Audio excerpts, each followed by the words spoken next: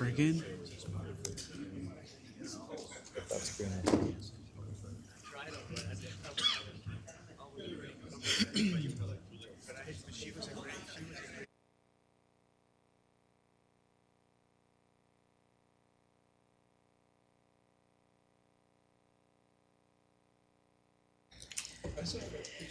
Good evening.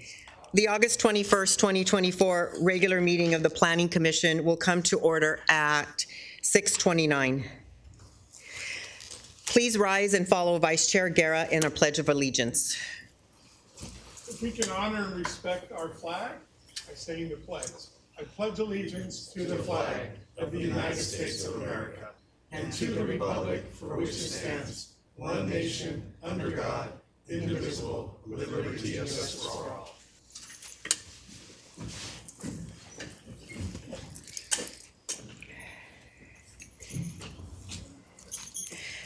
May I have our Planning Secretary, Ria, please call roll. Commissioner Lujan? Present. Commissioner Sakali? Present. Commissioner Morales? Present. Vice Chair Guerra? Here. Chair Uba? Present. This is the time set aside for oral communications from the Planning Commission. Does any commissioner wish to make, does any commissioner wish to make an announcement, report on a conference, meeting, or request items for a future agenda? We'll start with Vice Chair Guerra. No, none today. Okay. None today. No comments. Commissioner Morales? Great to be back. No comments. And I have no comments as well. Presentations, today we have none, correct? None, okay. Does the Community Development Director have a report on a City Council action or any other general update? Thank you, Chair Uva. Yes, I do have an update. Before you, on the dais, you have a flyer for a upcoming workshop that will occur on August 28th. And for the members of the public, we also have a copy of this flyer in the back table. As I think we've updated the Planning Commission in the past as the City Community Development Department, and the city as a whole is embarking on our general plan update. As part of that, we've started with the Housing Element Implementation Program. And we are doing some outreach with the community, including interviews with some members of this commission, city council members, and to segue into the general workshop that we'll be having next week on Wednesday, August 28th at 6 p.m. at the Columbia Memorial Space Center. We want the public's input. We'll be discussing critical environmental and social justice topics, and we want folks to share their thoughts on access to local resources, community improvements, effects from pollution, and other environmental topics. We'll also be sharing about the process, what is a general plan update, what is an environmental justice element, and how the public can contribute by providing us their input. It'll be a family-friendly workshop. We will be having an activity for younger folks, kids, in a separate room that'll be led by the Columbia Space Center staff. We'll also have snacks and beverages, so we understand that it'll be taking away from people's family time, so we want to take in the family into account, and so we want to make sure it's a family-friendly workshop, and we hope everyone can attend. Thank you. Okay, great, thank you. Public hearings. Tonight we have 4 public hearings. Now is the time set aside for public hearing for PLN 24-00011 for a conditional use permit. Does the Planning Secretary have proof of publication? Yes, I do. Will the Community Development Director introduce the staff making the presentation? Yes, thank you, Chair Uva. Tonight we'll have our Contract Assistant Planner, Chris Martinez, presenting tonight. And welcome, Chris. He's been a member of our planning staff. He was an intern for us a while back. He left for a little bit, graduated college, and he's back as our Contract Assistant Planner, and this is his first presentation with us, so welcome, Chris. Thank you. What school did he go to? I'm sorry, what was that? School, she said you. Oh, I just recently graduated from UC Irvine. UC's a good thing. Thank you.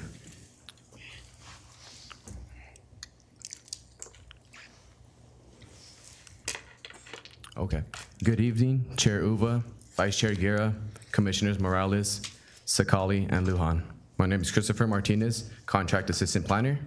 On the agenda today is PLN 24-00011, conditional use permit for a new wireless communication facility at 9001 Paramount Boulevard. The applicant is Daisy May, a representative of Verizon Communications. PLN 24-0011 request for the construction and operation of a 38-foot standalone wireless communication stealth tower located at 9001 Paramount Boulevard on the New Seasons LA Church property. The subject property is the New Seasons LA Church outlined in red. The site is situated at the corner of Gallatin Road and Paramount Boulevard, with the I-5 freeway just 2 blocks northeast. The subject site is zoned R1 7500 single family. The surrounding areas to the north, east, south, and west are also zoned single family residential. The zoning primarily caters to residential use as described in the R1 zoning code. The R1 zone is intended to provide for the development of single family residential areas and to designate appropriately located areas for the family living at designated population densities. The provisions of this zone are intended to ensure that the residential character of such areas will be stabilized and maintained. They are further intended to provide a basis for the planning of related amenities such as parks, schools, public utilities, streets and highways, and other community facilities. The zoning is consistent with the general plan land use designation of low-density residential. Some background information about the site is that it's currently the current use is religious facility on a 5.29 acre. It is surrounded by residential zones on all sides and is adjacent to Paramount Boulevard, a main corridor to our city. In 2009, the Planning Commission approved a wireless communication facility, which is disguised as a cross sculpture.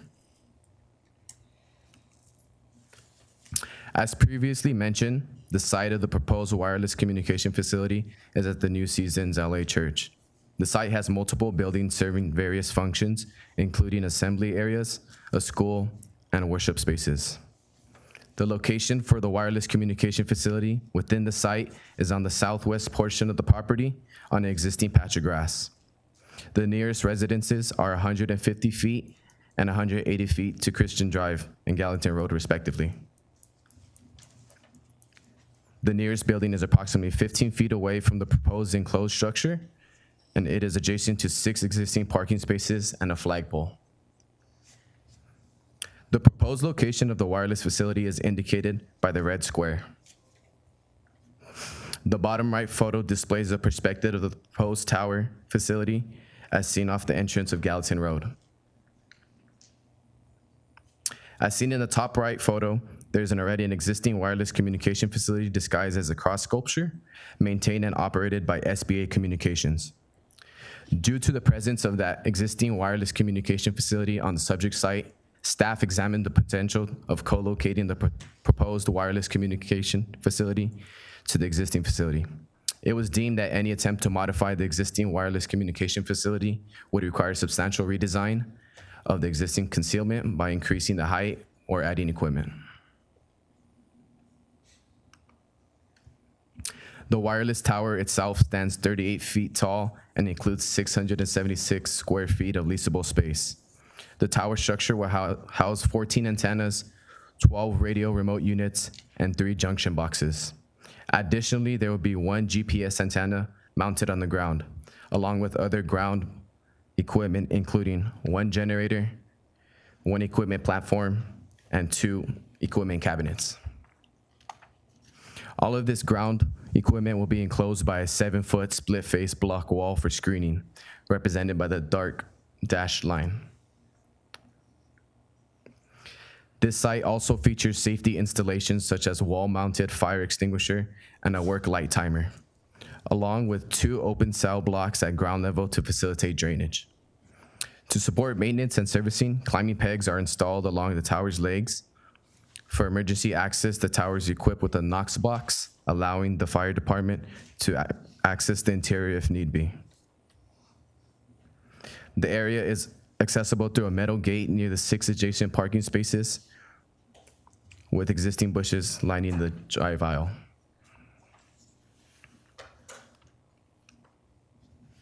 This slide shows the renderings of the proposed 38-foot tower, designed with 3-sided triangular shape and featuring a non-illuminated cross on each face to honor the religious significance of the site. The rendering provides a clear visual representation of the proposed structure.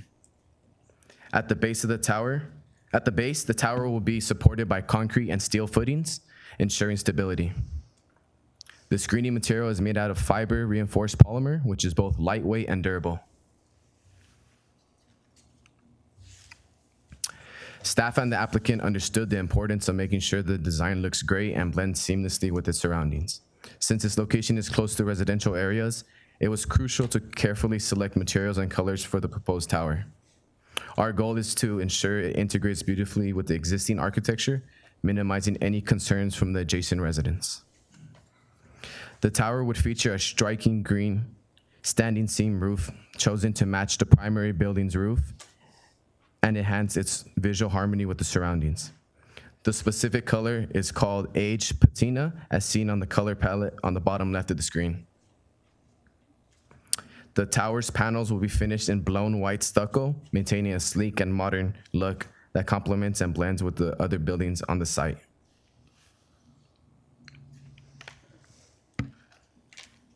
Additionally, the tower will incorporate elegant religious crosses made of fiber-reinforced polymer, which not only blends seamlessly with the church's aesthetic, but also reflects the religious significance.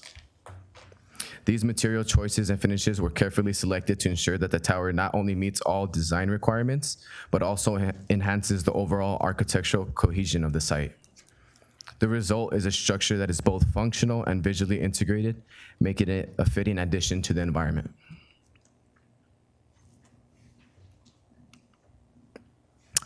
These photo simulations capture the visibility of the proposed wireless communication tower from various key vantage points: Gallatin Road, Christian Drive, the intersection with Christian Drive, and Paramount Boulevard. From all these perspectives, the impact of the existing mature landscaping on the tower's visibility is evident. The site is surrounded by tall palm trees approximately 30 to 40 feet high, large canopy trees, dense shrubbery along the property boundary.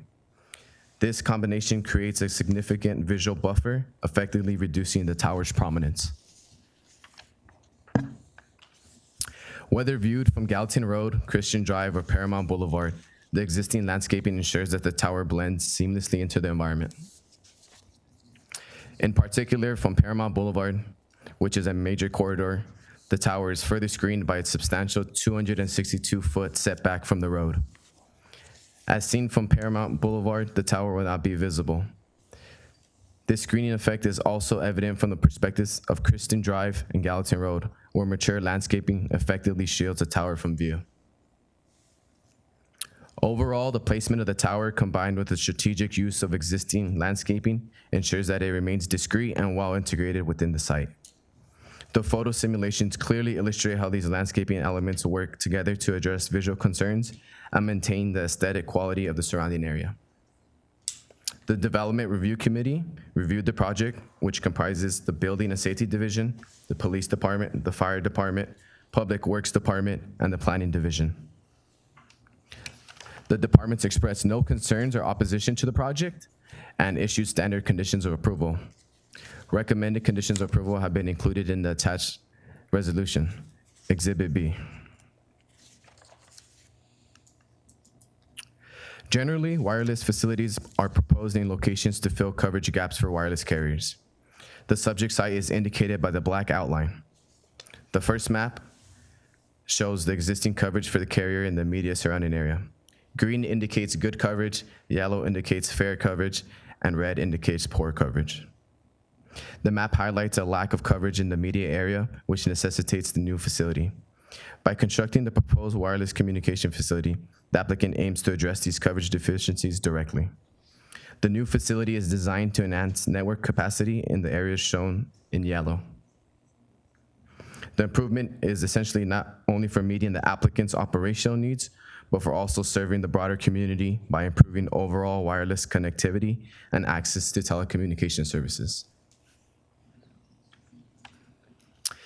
The second map on the right illustrates the anticipated improvement coverage with the addition of the proposed wireless communication facility. As depicted, the new wireless communication facility is expected to fill the current gaps and provide robust connectivity in the surrounding areas.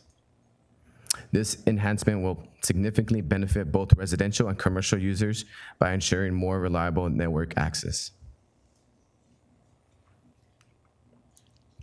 Overall, staff believes the applicant has proposed a facility that effectively screens the structure while providing improved coverage to the area. The design integrates seamlessly with the environment, minimizing visual impacts and enhancing service coverage.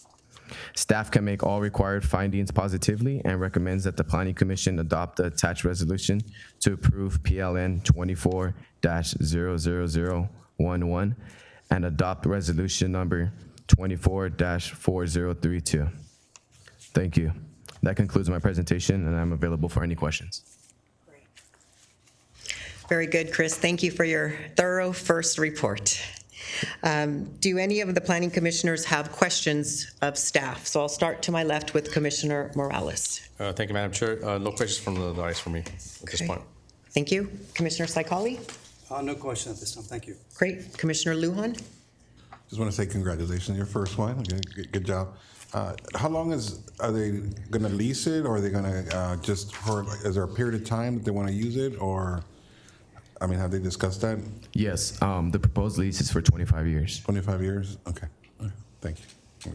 Vice Chair Guerra? How long was the other one there? First of all, that cross, I didn't know that was an antenna, so that was the key word in all this is stealth, so that's a good thing. Do you know how long that's been there? At the moment, I do not, but I can go back and get that to you. Yeah, it's not that important. Our principal planner the other day, Alfonso, when he was giving me the agenda, he says, "Oh, you're going to like the design," because I'm very critical of staff and the design and what we show on there. So thank you guys for working closely and reading the report.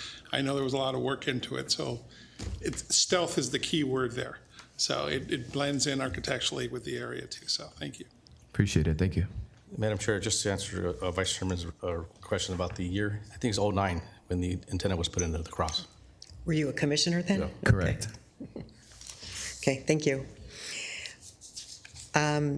Before I open the public hearing and call the applicant or the representative, this would be the time for the Planning Commission to discuss any pre-hearing site visits, pre-hearing discussions that the commissioners may have had about this project. Commissioner Morales. Sorry. No comments at this point. Commissioner Saikali? None. Okay. Commissioner Lujan? Nothing for me. Vice Chair Guerra?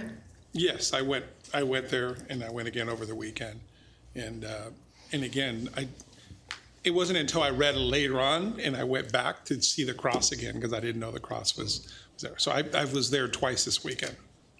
Okay. And I did a drive-by as well, just drove by.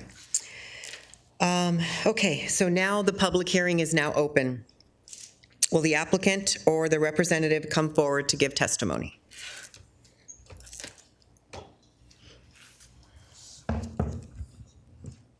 Good evening, Planning Commission and Commissioners. My name is Daisy Weekenpang, representing Verizon Wireless. I'm here to ask for your approval and support to build this wireless facility to serve your community, and I'm here to answer any questions you may have. Okay, great. Anyone have questions? No? Nobody? Okay, I don't either. Okay, Thank you. thank you. May the staff confirm that there has been any correspondence in favor or in opposition? As of the time of the publishing of this report, staff has not received any written correspondence regarding this application. However, staff received 2 phone calls from concerned residents who inquired about the potential radiation produced from the proposed wireless communication facility. Staff shared with the callers that Federal Communications Commission establishes allowable thresholds for radiation, and that all wireless communication facilities will adhere to these federal regulations and limits. Okay, great. Thank you for that. Is there anyone here who would like to speak in favor or in opposition of the application? Members of the audience wishing to address the Planning Commission regarding the public hearing project may come up to the podium when your number is called. I will be calling the blue cards for this hearing. I remind speakers that you have 3 minutes to address the Planning Commission in regards to this public hearing project only. And I also want to announce that if someone needs an interpreter, we do have an interpreter available. And if an interpreter is used, the time will be doubled then. Okay, anyone wishing to come up? Did anyone get a blue card? Okay, doesn't look like it. Okay, great. The public hearing is now closed. It is now time for the Planning Commission to deliberate. Does the commission have any questions? Chair Uva, may we take a pause for a moment? I believe there might be someone in the public that may need guidance on what to do if they want to speak on this item. If there's someone that wants to speak on this item, may you please stand to indicate to the chair your desire to speak on this item. If we don't have anyone wanting to speak. No, you speak. No, you speak. Okay. I just wanted to take a pause. My Sure. apologies. If we don't have anyone, then we're going to be closing the public hearing on this item, which is the 9001 Paramount Boulevard. If you do want to speak, you need to come to the podium, but otherwise the chair will be closing the public. Okay. Well, I'm sorry, you technically closed it. Oh, So if it's the desire of the chair, but again, I wanted to catch that because I did notice, I think there was some confusion about the process. okay. Sir, you do want to speak, is that correct? Yes, yes. Okay, so are we all okay opening up the public hearing again? Yes. Okay, so we're going to reopen the public hearing. My question is, this project will not lower the value of our property? I knew it might go 10 to 15% down if we put this project. Okay, so I'm not allowed to answer any questions. So just to summarize, the public hearing has been reopened, which is the desire of the commission for the record. Correct. And the public speaker that's come to the podium has asked the commission whether or not the approval of this project would result in a lowering of the value of their property values. From a staff and land use perspective, the Planning Commission responsibility tonight is to ensure that the project complies with the zoning development standards for wireless communications facilities. There's 2 standards that are being applied, one being the R1 standards and 2 relating to specifically to wireless communications facilities. The purview of this commission of staff does not evaluate property values. However, I will let you know that in general terms, any development, including a wireless communications facility, has to adhere to a certain setback, certain heights, certain design standards that this commission is looking at to ensure that there's compatibility with what is being built, what is being constructed, and taking into account the distances of what is being constructed to homes, for example, which is part of Chris's presentation today. And that indirectly does take into account the effects that a project may have on a neighborhood or a community. So that is my answer on as close as possible to the speaker's request. Chair, Okay. Madam Chair. Okay. I didn't get any answer. It will lower the value or not? Just yes or no. You have to know. You guys, you have to know. If you tell me I don't know, it means this is not right. Okay? Okay, And then I my think- second question, it will not okay. affect the health of the people living there? The health? Radiation? The rate. He answered that. Who answered that? He answered it earlier.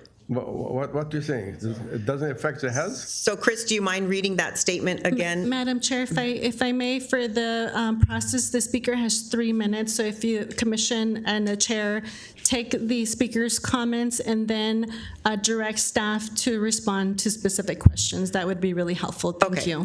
Okay, so we have your 2 questions. Are there any more questions during your 3-minute period? Would those be the only 2 questions? That's it.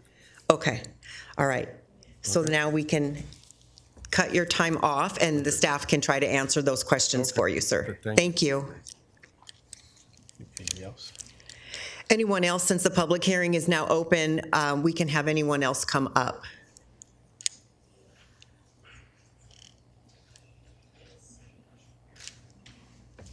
Okay, it doesn't look like, I don't see any hands or any movement, so we're going to then close the public hearing. The applicant would have the opportunity to rebut if you wanted to, because someone did come forward and speak. Would you like to come forward? Okay.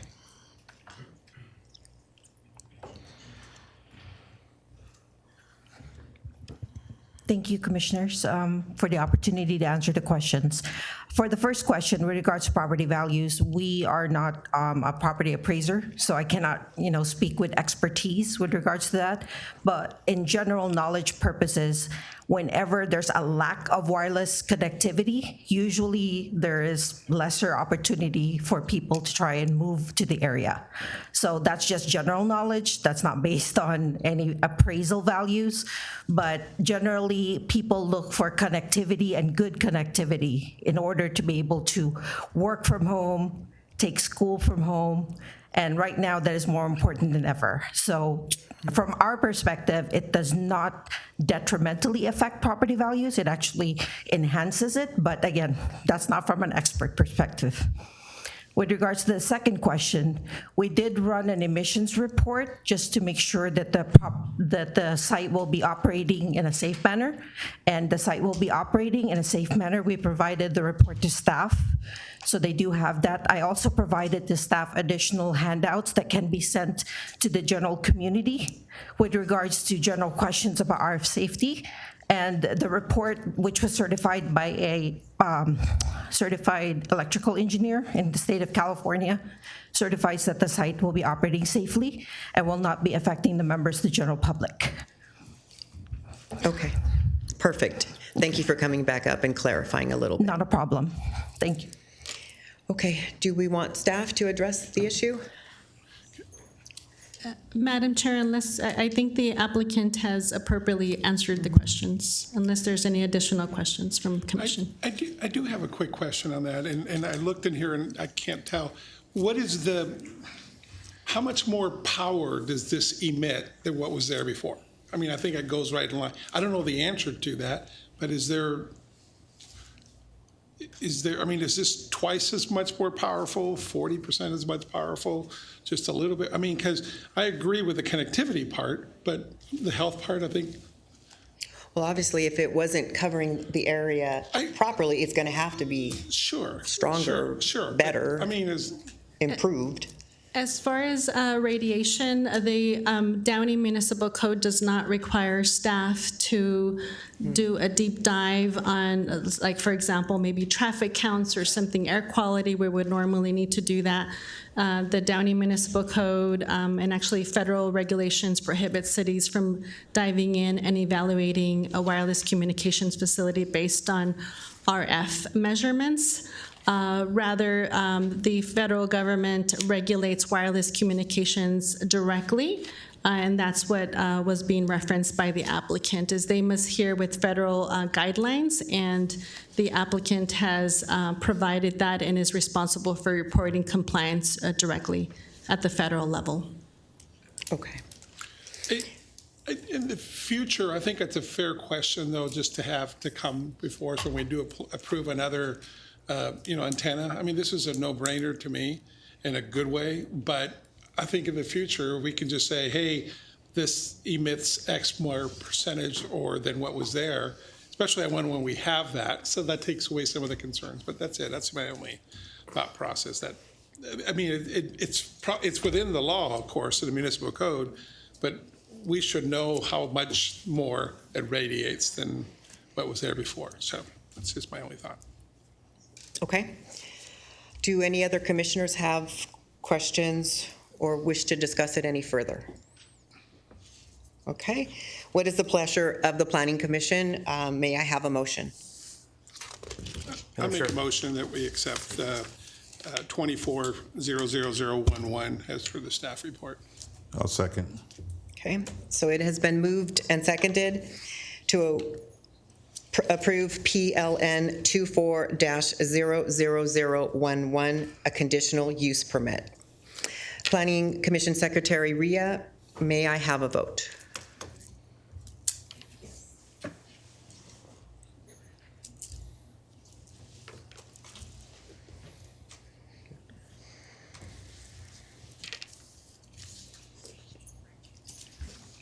Motion passes. Great. Point of clarification, Chair Uva, there was one vote that was not shown on the screen for Commissioner Lujan. I voted. Unless, Now I did. Okay. There we go. yeah, just for the record, if this planning secretary could summarize the vote again, please. You have a step Motion finger. passes 5-0. Okay. I would like to remind the applicant that the action of the Planning Commission will be final unless the matter has been appealed to the City Council with the appropriate fee within the next 15-day period as set forth in the Downey's City Municipal Code. Thank you. Okay, now is the time set aside for a public hearing for PLN 24-00113 for a code interpretation. Chairman, we just want to acknowledge Councilmember Horacio, I think, is out there. Just want to say hi. Welcome. Make sure we acknowledge the council member. You were in this seat one time. Does the Planning Commission Secretary Ria have proof of publication? Yes, I do. Okay. Will the Community Development Director introduce the staff making the presentation? Yes, thank you, Chair Uva. Tonight we'll have our Associate Planner, Abraham Luna, presenting this item. And then just a reminder for folks that we do have interpreters available, and we have some equipment that can be issued. The interpreter will be translating or interpreting to learned interpretation versus translation to Spanish language, and they are located just to my right by the word respect there against the wall. So again, there is assistance for hearing tonight's proceedings in Spanish language. Thank you.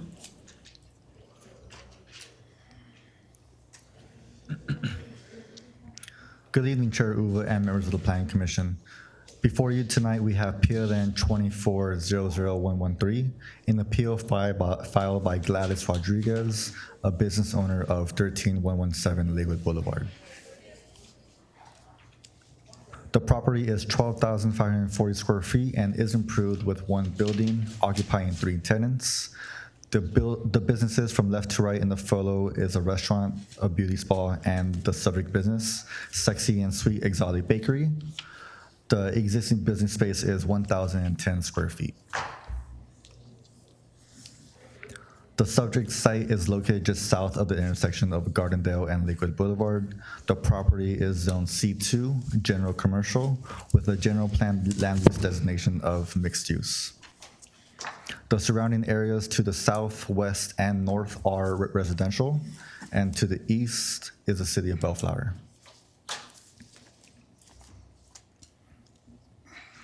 The business owner filed an appeal on July 11th, 2024, appealing the determination letter made by the Director of Community Development, interpreting the city's land use regulations per Downey Municipal Code Section 9116. This code section gives authority to the city planner to clarify any ambiguities the municipal code may have. The Director of Community Development may act in place of the city planner to make such interpretations. A quick background on how the business was established. The applicant submitted a business license application on September 20, September 23rd, 2022, with a business description of a bakery coffee shop, which is attachment B in your report. On July 25th, 2023, after receiving inspections from Building and Safety and Fire, the license was approved and issued.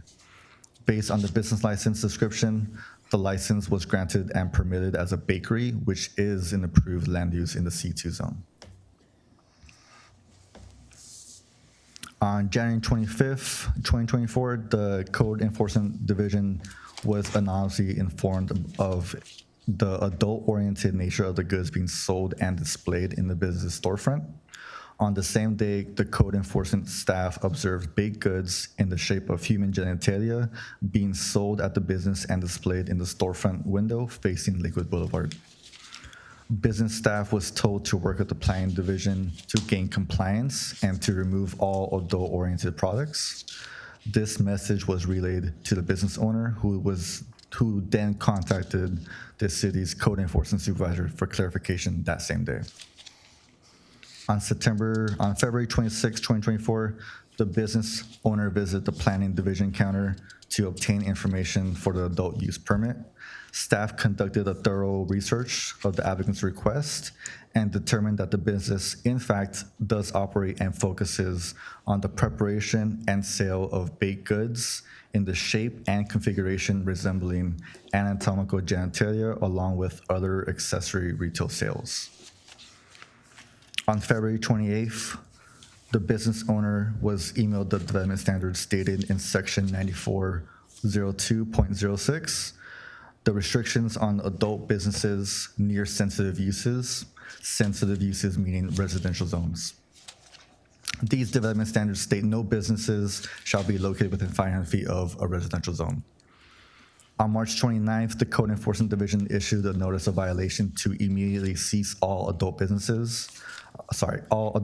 activities after re-inspecting the premises on March 14th and observing that the adult-oriented products were again sold and displayed in the storefront facing Lakewood Boulevard.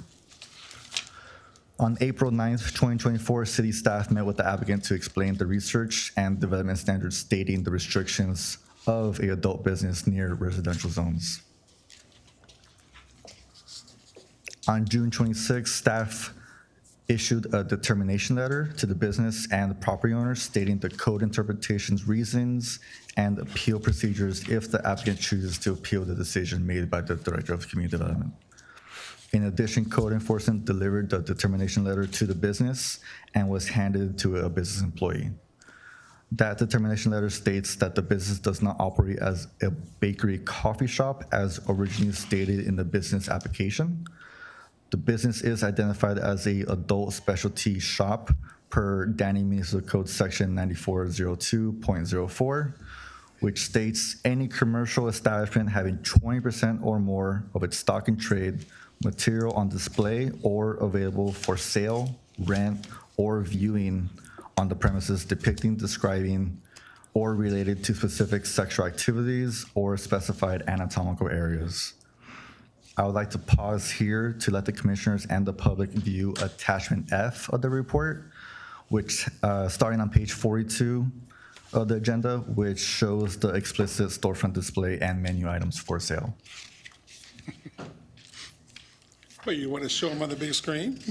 I'm kidding.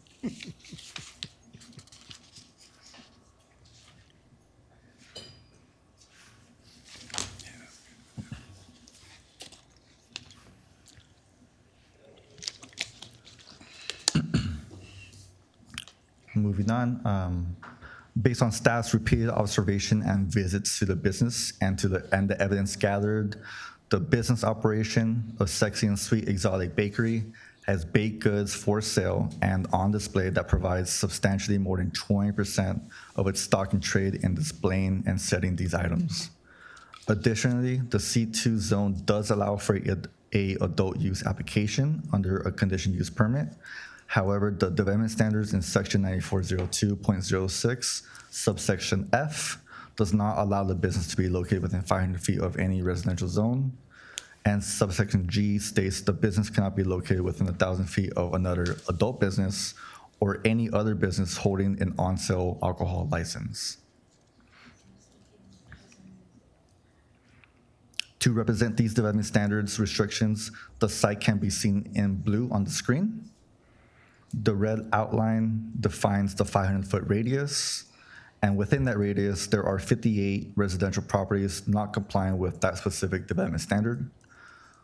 The second development standard I mentioned, being 1,000 feet near another adult business or a business with an alcohol license, does not apply in this case, as there are no other businesses that meet that criteria.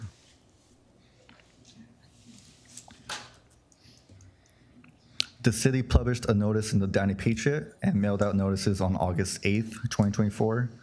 Public correspondence was received on August 12th via a phone conversation with a resident who received the notice. The resident expressed concern regarding the display of adult-oriented goods sold and located in the storefront and described the products as inappropriate. And as a summary of tonight's meeting procedures, the Planning Commission may hear and decide such matter by the affirmative vote, majority vote. A tie vote is considered denial of the appeal, and this decision is final and cannot be appealed to the City Council. Staff recommends that the Planning Commission adopt the attached resolution to deny the appeal by Sexy and Sweet Exotic Bakery and affirm the decision of the Community Development Director determining the business located at 13117 Lakewood Boulevard to be a adult business under the Downey Municipal Code Section 9402. Thank you. That concludes my presentation. Thank you, Abraham. Thank you, Abraham. Does the Planning Commission have any questions of staff? I'll start with Commissioner Vice Chair Guerra. So thank you for the report. So under the DMC, the code 9402, it says it's got to be 20% more of the stock in trade or on display and so forth to be considered an adult, so forth. So the applicant's letter said that it's like 1% of their sales and so forth. So how do we weigh the difference on that? Because it didn't seem like it's 20% of their sales. So this determination was made on the basis of what was the evidence gathered during that time and based on the visual observations of sales and display of the items sold at the store. That was the determination of staff. Okay. So I went there last week to see it, and obviously, you know, none of those pictures are there anymore. I mean, obviously they had their reform, if you will, and so forth. So it didn't, I mean, it's tacky, but it didn't have the menu item too. This also says the menu wasn't 20% of it and those type of things. They had other stuff. There's nothing showing, there's no signage outside and so forth. So I'm just concerned that, you know, to label an adult business and just shut it down completely, if they're willing to reform. I know we can't do a CUP on it, and the item before us is just whether it's an adult business or not. But based on that, based on where they are today, could we justify that being an adult business? The way, if you went there today and you saw what it did in the menu and so forth, is it an adult business under our municipal code definition?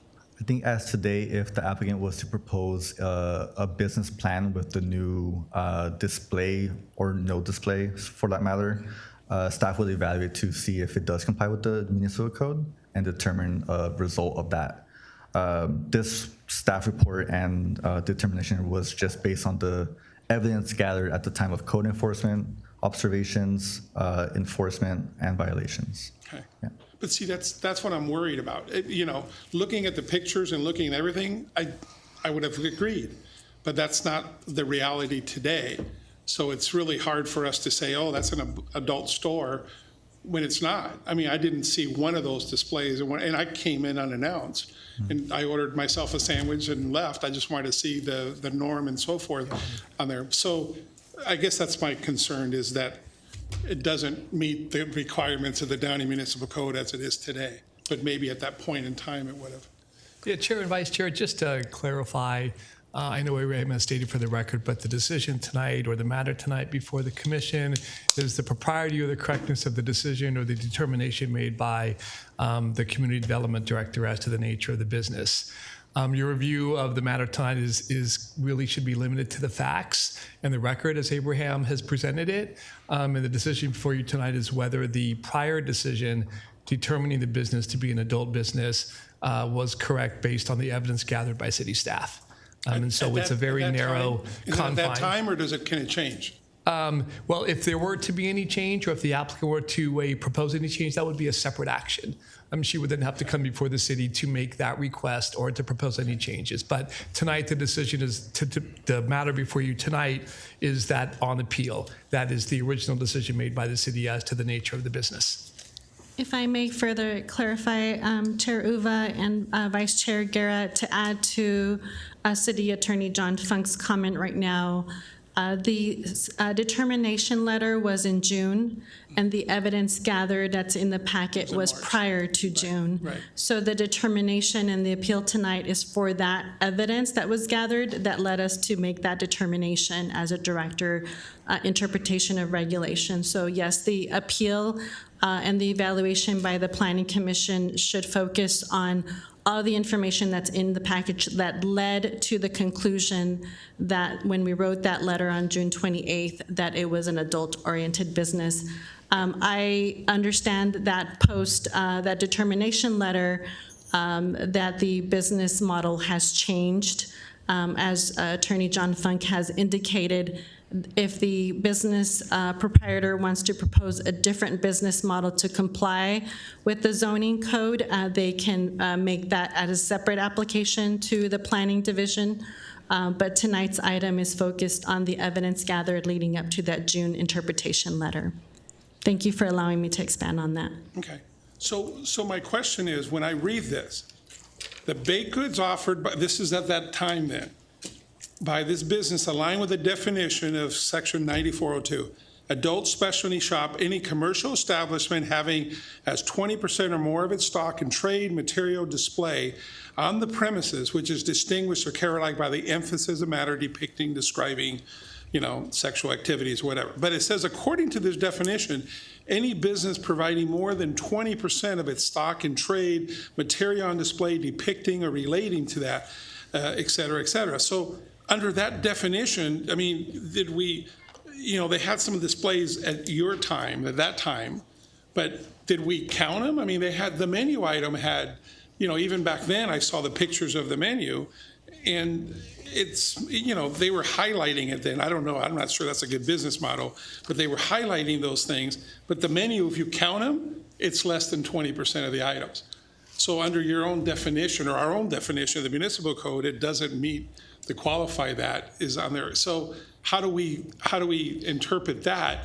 Did we, we could see it, we see those pictures, it doesn't look good, right? So, but under our code, we can only take it down if it's more than 20%, consider it an adult store. But we don't have any besides the pictures that aren't nice to us. It doesn't seem to meet this obligation. So of the municipal code, on that interpretation that you made in June, assuming your pictures of the time, and we've seen them, and it's silly, and it's and so forth. But I don't know. I took home a menu and I counted the items and I looked at the thing on there, and it's less than 20%. It doesn't meet the obligation of the municipal code violation to do that. And we're going to shut down a business. Though under its current model, it may not, I know we're supposed to only interpret this, but it may not be that bad. It seems like, they listen to you, that the way it was is definitely not acceptable in our city, but the way it is now. So this is a big step, but it doesn't seem to meet the section of 9402. And I don't have any evidence that it does besides a couple of pictures. Madam Chair, if I may. You want to? Do we have a floor plan with the square footage of the floor plan? I apologize, Commissioner Morales, we do not. No, because that's where the number would come in. If, let's say, for example, the square footage of the business is 1,000 square feet, 20% would be whatever that is, 200 square feet, whatever it is. Was there 200 square feet of display in the business? What I can answer is the total square footage of the establishment is 1,010 square feet. The customer area, which is where customers hover, order, enjoy their food, is 200 square feet. That's kind of all I have in mind. So it's 200 square feet, the actual display area, based on the photographs that were given, it just seemed like it was one shelf. So that shelf looks to me to be maybe 6 inches by 18 inches. So that comes to 20% of the area? Yeah, That's what I can't make that determination if indeed they are above or below that. I understand we're going by what was seen and what was interpreted by staff. But in that regard, was the applicant given options, saying in order for you to comply, you must do A, B, C, and D to show your display or what have you, because now you're under 20%. Or you could do C, D, and E, and you'd also be in compliance under the code. Was that given to the applicant? Or is he just appealing just that one decision that was made by the director? That's correct. I can clarify through the chair, and Abraham and I met with the applicant. The applicant had met with counter planning staff prior to meeting with me. Based on the evidence collected by Code Enforcement Division conducting multiple inspections, the photographs which we've included, it was clear through the inspection process that the primary focus was on the baked goods that were in the shape of human genitalia. That was the primary focus of the business. So through that evidence and through staff's inspections and cataloging those inspections, that determination was made that the primary business was selling baked goods in the shape of human genitalia, and the ancillary sales of other items that were listed on the menu were indeed that, ancillary and not primary. I understand the commission's questions regarding floor plan. 1,000 or so square feet is a smaller area. The displays that were photographed and were seen by our code enforcement staff were focused on displaying baked goods. And again, that met the criteria of an adult specialty shop. We were not, staff was not seeing sandwiches and smoothies and croissants in the shape that you would normally see at other type of retail stores, but rather the contrary. And so that's what led to staff's determination, an immediate request for the applicant to cease operating an adult-oriented business. I understand since then, and based on inspections that staff has conducted recently, the business model has changed, and they are now focusing on selling sandwiches and other goods as their primary business. And if someone were to ask myself and staff to make an interpretation today, I would say that they are a normal restaurant, kind of takeout retail business, and would not fall under the category of an adult business. That has been a strategic change by the applicant, evidenced by the fact that the menu has been cut, has been altered to display the non-adult-oriented defined items that were in baked goods. In addition to that, the primary display facing the window has been removed. So combined with that, I think we have a clear contrast that what operates today is indeed a non-adult oriented, just a regular retail bakery, and what was operating before was per staff's determination. So hopefully that provides a little bit more clarification and insight to what led to the interpretation that this is an adult-oriented business. Okay, thank you. So I want to continue on that. Okay. On page 39 of the report, okay, your pictures on page 39 at the bottom. If we look at the left, there's a picture there of the menus on the counter, okay? The menu on the right top is all sandwiches and coffee. The menus on the bottom left, only the bottom left square is those type of items. So my point being that on the menu itself, it's, you know, it's majority coffees and sandwiches and so forth. And yeah, those other things there, you know, that counter is obviously, you know, like you've mentioned, it's now empty and so forth. It's just, I mean, this is harsh, and I if I look at it today, I don't think it's an adult one on there. If you're going by counter space or whatever, and the 20% rule on there, even the menu does not preclude, have a 20%. So I guess my question is, yeah, I don't know what the question is, and, you know, it's just, it's. So we just have to go back to what's being presented to Sure. us tonight, and we're Sure. making a decision on Sure. that March inspection and the June letters that were sent to them. That's all we're deciding on Okay, tonight. so, and going on that, then on page 43, when you see the counter space there, the top one obviously shows the things that you know, that are not there anymore, but the bottom one, that's still how the counter is. So, and that's regular items for, you know, food and so forth. So I'm just trying to make the determination, even under this, the worst-case scenario, whether did it qualify for that. So we think that even then, it was more than 20%? Is that what we're saying? So again, to reiterate, the counter space shown in the pages Mr. Guerra did provide on 42 and 43, the counter space of items to purchase is majority of the items that we are describing for this report. The other food items, as far as toppings, I would consider more of preparation items, not actual items that you could select and purchase. So based on those observations and those code enforcement violations, that is the determination. But not the 20% rule. So we're not, there's nothing that I've heard that tells us that it's violation of the Downey Municipal Code, under your interpretation. I'm trying to get there. Is it more than 20% more of its stock and trade material or available for rent or sale in the premise? I mean, okay, I guess we can ask the applicant what their sales are of those products and so forth, and maybe that'll be the determination. But I haven't gotten any explanation besides visually that we don't like it, that it's in violation, it's an adult store based on our code. I mean, maybe our code needs to be changed. It should be 1% instead of, that. So maybe we could do that.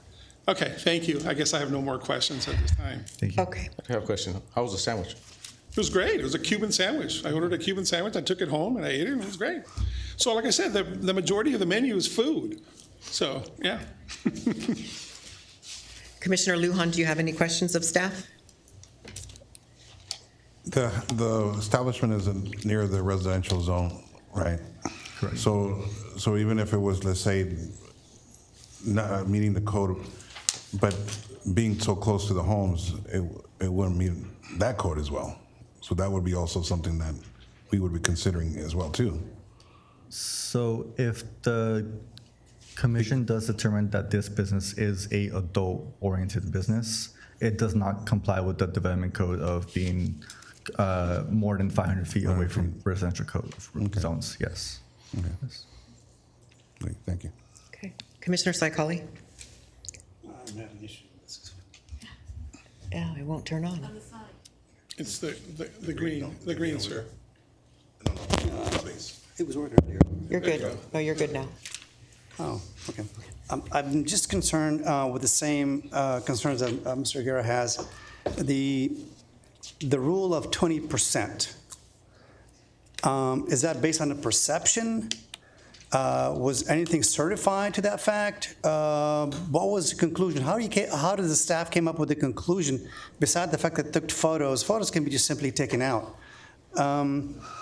So is it 20% based on a statistical values, review, any certification of any kind, or simply we think it is more than 20%, therefore this place should be labeled as an adult place?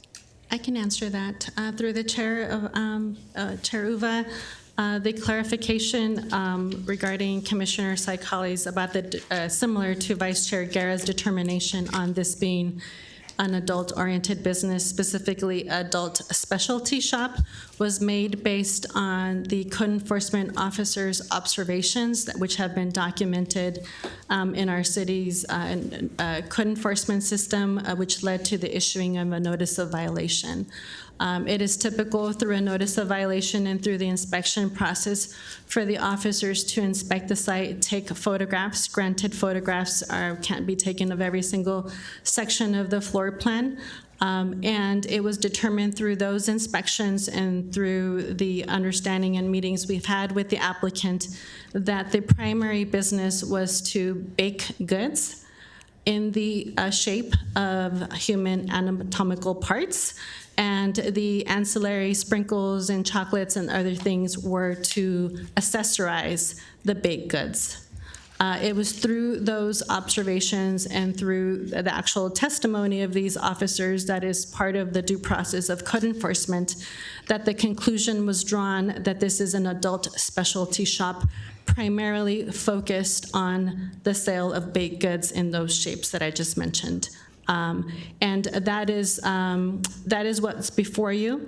I know it is typical for us to look at projects and have floor plans that delineate what is a storage for alcohol, what is a kitchen, what is a dining area, what's a dance floor. In this case, because it is a smaller tenant space of about 1,000 square feet, it wasn't something that we requested of the applicant because it was clear enough through the staff inspections, the people who do this on a day in and day out, code enforcement inspections, that this was a primary business and the other items were ancillary.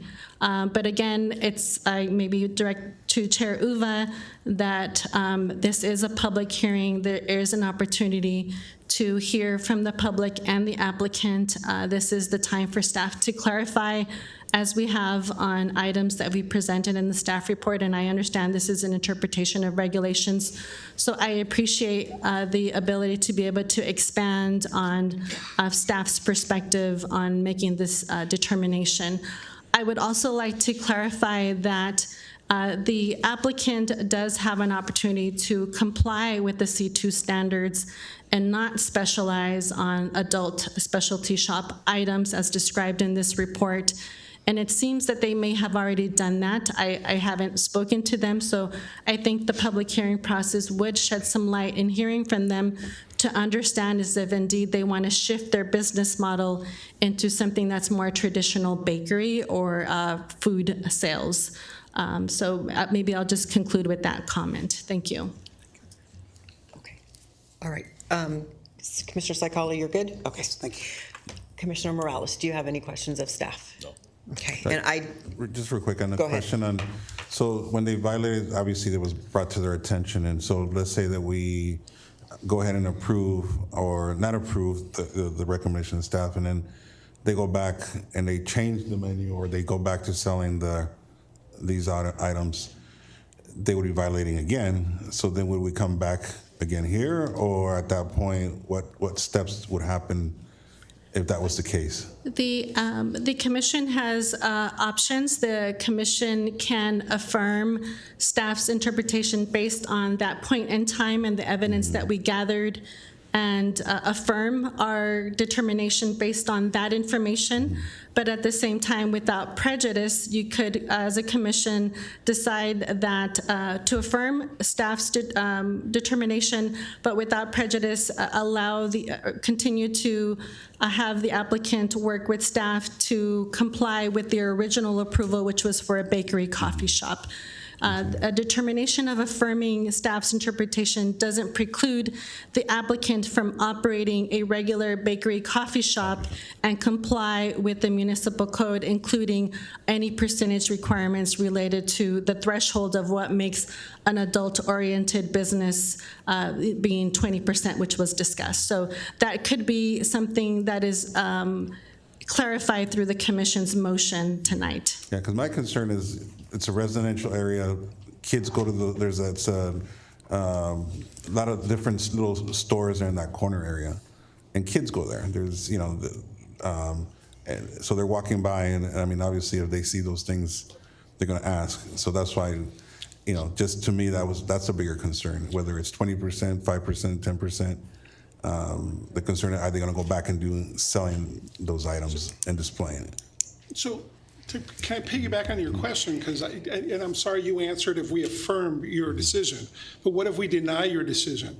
Okay, so now say, okay, you guys, you're not an adult place as it is right now. Okay, go forth and run a regular business. Okay, so we deny the staff's recommendation. What leverage do we have that if they go back to it? Because when I was there, I didn't see one. There's no visual on that. Okay, you have to look for it, a little tiny thing on the menu. So I guess my question is reversed of what you gave the answer, ma'am, is that if we deny your interpretation and then they go back tomorrow to doing, going to violating it, then what recourse do we have as a planning commissioner, as a city? A couple of thoughts. Thank you, Vice Chair Guerra. The business as it operates now is not the business that the code enforcement officers observed, which led to the determination. So extremely clear, and also I think to also understand that the proprietor, the business, has made changes to comply with the code. So again, if the commission is evaluating what we see now, that is not what staff saw, which led to our interpretation of it as an adult business. So I would understand why there's maybe confusion about why are we considering them an adult business if I don't see what you saw. Well, you won't see what the code enforcement officer saw because there's been a significant change in the business model and the operations. And staff agrees with that. We've seen it ourselves. We've conducted inspections recently multiple times, and we have seen the difference. Now, going back to Vice Chair Guerra's comment about what would happen if the business goes to operating to what we observed a few months ago. We would have, again, the code enforcement process is designed to, again, evaluate and look at data, work with the applicant to make a determination of whether or not they're exceeding the threshold and lie within the definition of an adult specialty shop. So we could potentially have the same scenario, but our goal would be to prevent that. And I think perhaps with the commission's direction tonight, we could provide guidance that, again, affirming staff's interpretation of the facts as they were before, not the same now, but again, allowing and affirming that the applicant has the ability to operate a business that's a traditional bakery, not adult specialty shop, and conduct their sales within those parameters. That would allow the business to continue operating in Downey in their current space. Our goal is not to shut down a business, but rather to carry out our duty to ensure that businesses comply with the zoning code, because that is the responsibility that our department has, is to evaluate businesses for compliance with zoning and development standards. Thank you, Irma. I just want to add one thing, and maybe Irma probably said it better than I could, but just in short, for the commission, what you're doing tonight is you're affirming or rejecting the decision as made at that point in time, at that snapshot in time. And you can still do either one of those and permit the business to operate consistent with how it originally represented itself. That is, without prejudice to doing that, without preventing it from doing that. But what you're being asked to do tonight is to look at that decision as made at that point in time based on the facts and evidence gathered by city staff. But, okay, I'm sorry to harp on this, but I have to ask this again. Under what evidence, with the exception of a few photos, what evidence do we have sales numbers that prove that? Do we have any other thing? Because I'm looking at the photos and yeah, but there's, 5, 6 ugly things on the counter, but it doesn't meet the requirements. So you're asking us to go to believe you on the photos, and they're gaudy. That I wouldn't put them out there on the counter. And I agree with Commissioner Lujan. I don't want my kids driving by there and seeing that, or anybody to see that. But does that violate the code? And that's what I'm struggling with. That's all I'm saying, is it's in bad taste, definitely. But under your interpretation, where's the code violation? Thank you, Vice Chair Guerra, for that question. I think that is, again, I know you've asked it earlier tonight, and I think that's a very good question for deliberation amongst the commissioners, and I encourage Vice Chair Guerra, Vice Chair Uva to continue that discussion. As staff, it is a normal course for a professional team in the Code Enforcement Division to only issue a notice of violation, which is part of the record that was attached to the staff report. The notice of violation is essentially a code officer's professional determination that a violation has occurred against the zoning code, and even when violations or citations are appealed, that testimony as evidenced by the notice of violation is sufficient evidence to declare that that violation occurred. And so that is what we have provided as evidence tonight, is the notice of violation. The photographs are not all inclusive of portraying what happened, but rather part of the record that's being provided to you tonight. But again, I think that's subject for additional conversation and deliberation amongst the commissioners, and I would encourage you to do that. I think we are open-minded in the Community Development Department to hear what the commission has to say and evaluate our determinations. That's why we're here tonight. And then also a reminder, this is a public hearing, and there is an opportunity for the applicant and other members of the public to also state their opinion so that the commission has that information to ponder during deliberation. Thank you. I have another comment.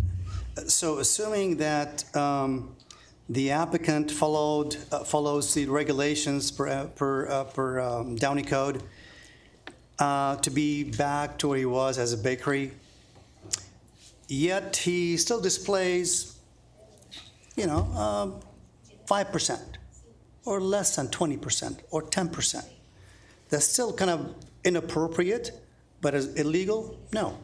Inappropriate? Yes, it is. So we need to come up with a resolution or some kind of solution with the planners to whether can we allow such a thing to happen per municipal code, or can we not? What is the threshold? And how do you determine that threshold, 20%? By whose interpretation? Staff or public or records, like Mr. Guerra said? What kind of records? How do we determine what is the appropriate percentage that is allowed for when children go to buy some stuff, they see all these things on display? Thank you, Commissioner Saikali. I think I encourage the commission to discuss that matter, and perhaps, since there's been mention of floor plan, is perhaps discuss as a commission whether it would be appropriate to ask for a floor plan, and whether or not a display that is facing a window that is under 20% of the entire floor area would be an appropriate measure for determining compliance. I think staff is open to hearing feedback on how the 20% could be interpreted, and we would be happy to carry out and align with those interpretations of the commission as well. One more comment, if I may. If we are to eliminate such a display, does that mean we have to modify the municipal code?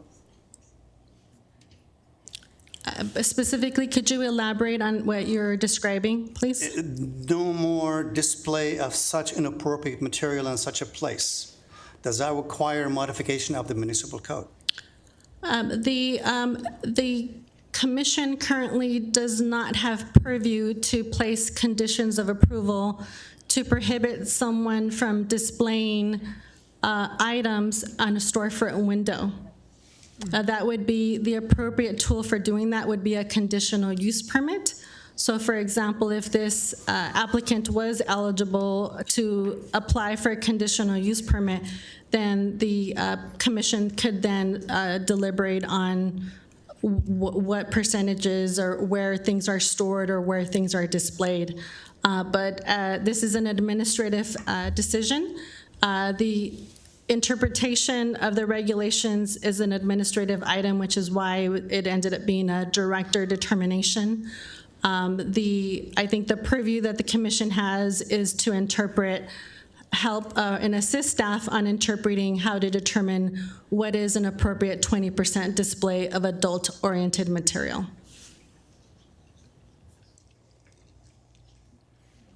Okay, does that answer your? Yes. Okay, anyone else have any questions of staff? Abraham, I don't have any questions. I thank you. Thank you for answering all of our questions. Before I open the public hearing and call the applicant or their representative, this would be the time for the planning commissioners to disclose any pre-hearing site visits, any pre-hearing discussions that the commissioners may have had about this project. Commissioner Morales. I have none. Okay, I did visit the property and actually went inside yesterday. Commissioner Saikali. I have none. Commissioner I have none either. Nunn, and Vice Chair Guerra. I already disclosed. You disclosed chicken that, sandwich. that's correct. Okay, so the public hearing is now open. Will the applicant or their representative please come forward to give your testimony? Go ahead, come forward.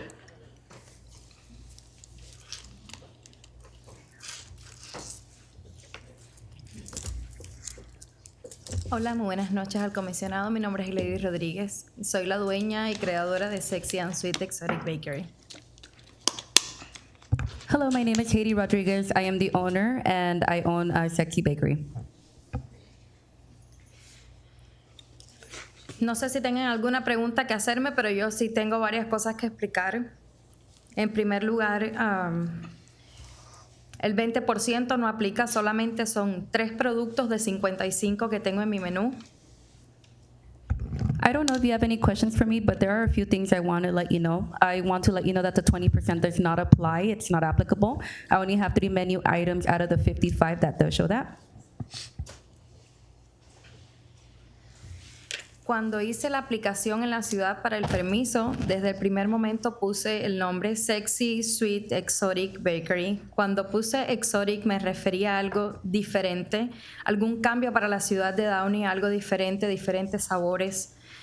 Los dulces no le faltan el respeto a nadie, son divertidos, están creados como algo de diversión para las familias que lo puedan disfrutar en el local o que se lo lleven a su casa, a una fiesta, a una despedida de soltero, a un regalo por un cumpleaños, a una broma a un compañero de trabajo. When I submitted the application with the city for the permit, I did submit it under Sexy Sweet Exotic Bakery. And I put exotic because it stands for something different, a change for the city of Downey. The candy doesn't disrespect anyone. It's fun. It's for the family. They can eat it in the shop or they could take it home. They could take it to a party, to a bachelorette party, or also for a prank or a birthday gift.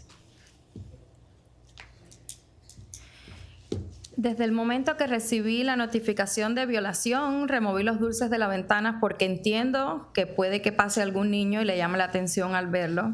Cosa que es algo natural porque todos lo traemos, pero bueno, hay personas un poco que son más sensibles a la vista, al parecer. Y los removí, está bien. Dentro de mi negocio yo estoy cumpliendo con las normas, yo tengo menos que el 20% y no creo que tenga nada que ver que yo venda mis dulces. Además de los dulces, tengo sándwich cubano que está muy sabroso, tengo empanadas cubanas, tengo cafés, mezclas españolas con cubano y con americano. Quise traer una fusión diferente y lo están tomando por algo sensual, pornográfico, adulto. Creo que no tiene nada que ver una cosa con la otra. When I received the notice to comply, I immediately took down the candy from the window. I understand there could be a child that walks by. I mean, it's normal. We all have it. It's something that we all have, but okay, whatever. I know that some people are a little bit more sensitive to the display, but I did wanted to tell you that it does not go over the 20%. It doesn't disrespect anyone. I do have Cuban sandwiches. I also have empanadas. I have coffee. It's just a different function that I really wanted to bring. It's not something sensual, something pornographic, or anything adult like that.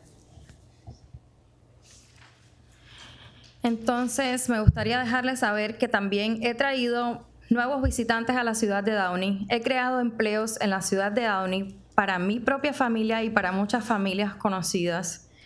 Estoy pagando mis taxes, estoy pagando renta en la ciudad de Downey, soy dueña de 2 propiedades en la ciudad de Downey y residente por más de 7 años. Me parece que merezco la oportunidad de que revisen esas normas y esos códigos que no me aplican a mí.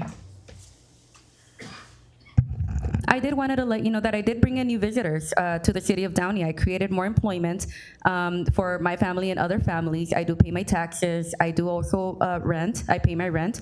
I'm an owner of 2 establishments in the city of Downey. I've been a resident for 7 years, so I believe I deserve the opportunity. And I would like for you guys to review your codes to ensure that I comply with them. También quiero dejarles saber que me siento un poco acusada de que estén todo el tiempo viniendo a mi sitio a hacer fotos. Yo estoy tranquilamente trabajando, yo soy la dueña, pero soy madre trabajadora y como quiero sacar mi familia adelante, yo trabajo en mi negocio. Todo el tiempo están viniendo a hacer fotos a ver, pues me imagino que sea parte del proceso, pero es bastante molesto para mí que me estén haciendo sentir como que estoy haciendo algo mal y no creo que esté mal, soy yo. Dentro de mi negocio está bien, yo lo removí de la ventana y creo que todos estamos bien. Entonces, debido a la situación, yo estuve preguntando en otras ciudades vecinas y la mayoría de las ciudades me están aceptando mis productos. No creo que sea algo como que quieran que me estén echando, o sea, me están haciendo sentir como que quieren que me vaya de aquí. Y no creo que sea algo bueno para ustedes tampoco porque invertí mucho dinero en esta ciudad y me gusta donde vivo, me gustaría que tuvieran todo esto en cuenta. Y va a ser todo por hoy. Si tienen alguna pregunta, me dejan saber. I did wanted to let you know that I do feel accused. It feels horrible having someone to come in and take photos. I'm just simply working. I'm calm, and I'm a mother of children. I'm just trying to bring them forward. That's why I have my businesses, and I just feel it doesn't feel right that someone keeps coming take photos. And I understand it's probably part of the process, but it bothers me. It makes me feel like I did something horrible. And I understand. I removed the stuff from the window. It's a situation that I've asked other cities about, and I asked them if they're willing to accept my products. They are willing to accept my products, and it's not something that I want to do, but I feel like if I leave, it wouldn't be good for the city of Downey, for the business. I have invested a lot already in the city, and I like it where I live. And if you have any questions, please let me know.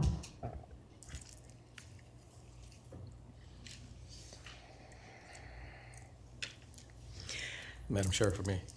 Sure. What was omitted from the interpretation was the applicant indicated that she immediately removed the display from the window once she got the notice. That wasn't conveyed by the interpreter. So I make sure everybody understands that. Okay. Any more statements? Okay, Thank you so great. much. Thank you so much for coming forward. May the staff confirm that there has been any correspondence in favor or in opposition? Staff did express during the presentation that correspondence was received via phone call after the notice was issued. Again, that applicant, or I apologize, that resident was expressing concern with the display and material of products sold in the business. Okay, great, thank you. Is there anyone who would like to speak in favor or in opposition to the application? Members of the audience wishing to speak and address the Planning Commission regarding the public hearing project may come up to the podium when their number is called. I will be calling the green number cards for this project. I remind speakers that you have 3 minutes to address the Planning Commission regarding this public project only, and also, again, that if you do use the interpreter, you will have a total of 6 minutes. So anyone wishing to come up now may come up. Card number 1.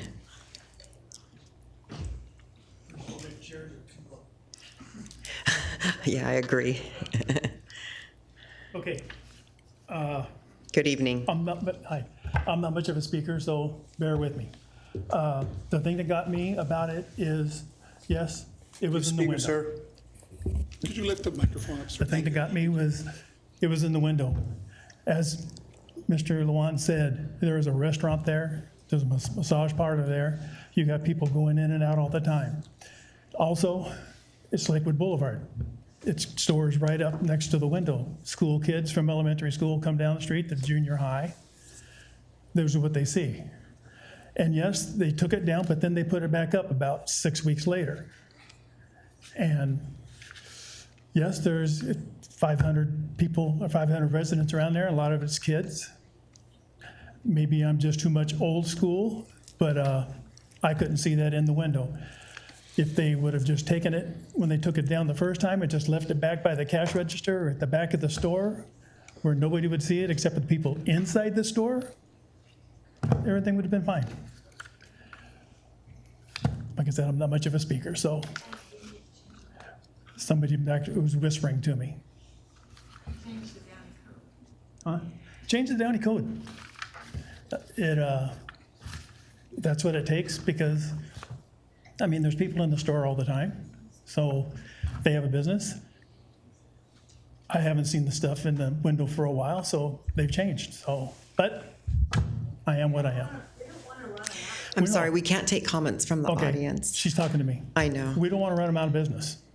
We just want it out of the window, and they have done that. That's it. Great, thank you, sir. Green card number 2.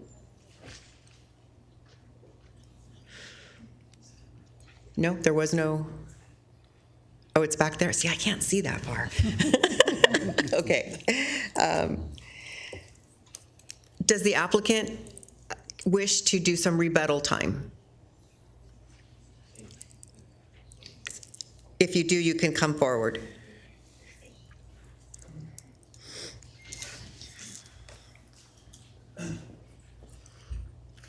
Estoy de acuerdo con el señor, lo dije antes. Entiendo que molesta una vez que pasa, desde el día 29 de marzo de 2024 que me llegó la noticia de violación, se removió todo de la ventana y no se ha vuelto a colocar. Entonces también tenemos que tener en cuenta que es una persona a la que le ha molestado, que me imagino que han sido ellos los que han puesto la molestia. Yo no tengo ningún problema con que, o sea, de hecho ya está removido. Creo que el problema, si ese es el problema, no tenemos más problemas. I'm in agreement with the gentleman. I probably understand that he was the one that made the complaint, but everything has been removed from the window display. So I just, in accordance with when I got the letter in March of 2024. So I understand and everything has been removed. Okay, Thank you. thank you. So the public hearing is now closed.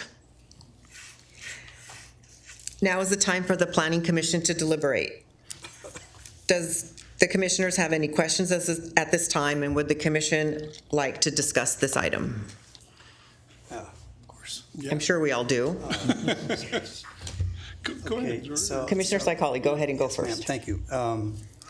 It's really difficult to control the behavior of the applicant, whether he puts or she puts any display in the window or not, within the tolerance allowed by the municipal code.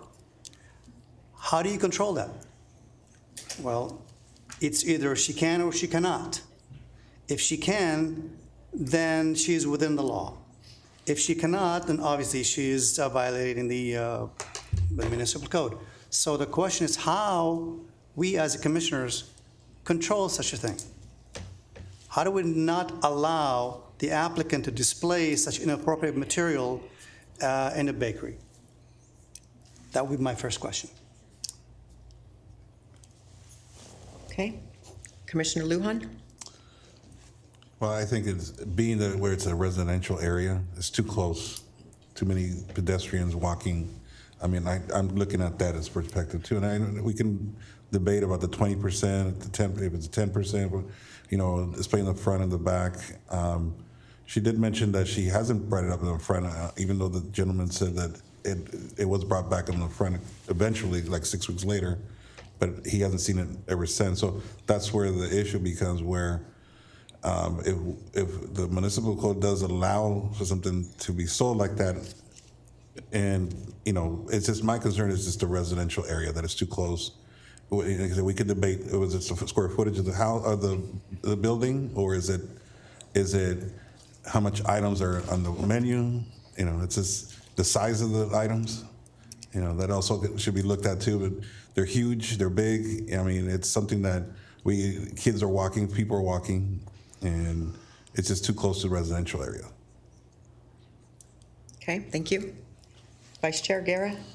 Well, the applicant said that, yeah, ever since she got the letter, she's never put it up on there. And it's, you know, it's definitely in bad taste, but it's not a violation. Staff has not proven to me by space, by product, or by sales that this is a violation of the Downey Municipal Code. I don't like it. In listening to the applicant, it sounds like she, you know, was more whimsical and so forth. It wasn't definitely in bad taste. But I couldn't even find one by logging in there. I had to look deeply at the menu to even find one that was in there. There's no indication of any of that. So, you know, if we're going to go strictly by the Downey Municipal Code, even on that date, there's no evidence that this violates the Downey Municipal Code by the 20% rule. It's definitely, I don't want to see penises in the window on there next to a school and a family and the whole thing. But according to our Downey Municipal Code, it could happen, not just with them, with anybody else. So I just don't want to put a business out of business since they have, changed. And they listen to the city, and it sounds by looking at all the reports, there's a good dialogue here with the city. So the city staff has been working for them, working with them ever since that time. I don't find the evidence to be there that this violated the Downey Municipal Code by any stretch of the imagination, even counter space, space, by the number of, if it's 3 out of 55 products, you know, and again, it's in bad taste, but I could see it for bachelor, but it shouldn't be in display. Put it on your website or something like that. But if I'm a bakery and I bake a cake that's offensive on there, I just wouldn't put it in the window, I guess. Yeah, I'm gonna not side with staff on this because I don't think that I don't think it violates the Downey Municipal Code. If we're going strictly by the code, even at the time that happened, which now there's no evidence that it's the same way, it hasn't been proven. There's some pictures of naughty cakes on the counter, and even on that, there's a big counter and there's 4, and then there's another counter with 2. So it's even on the pictures on the violation. So yeah, I can't side with staff on this, even though I don't like it. Please don't everybody say on there it's in bad taste, but it's not a violation the way the code is written today. So that's going to be my vote. I'm going to vote in approval of the appeal. Yes, is that the way it is, City Attorney? Sure, well, we still need to make a motion. So yeah, no, I know, but what I'm saying is that how I'm going to make sure, to make sure. So if I disagree with staff's recommendation, I would vote in approval of the appeal. Is that when it's time?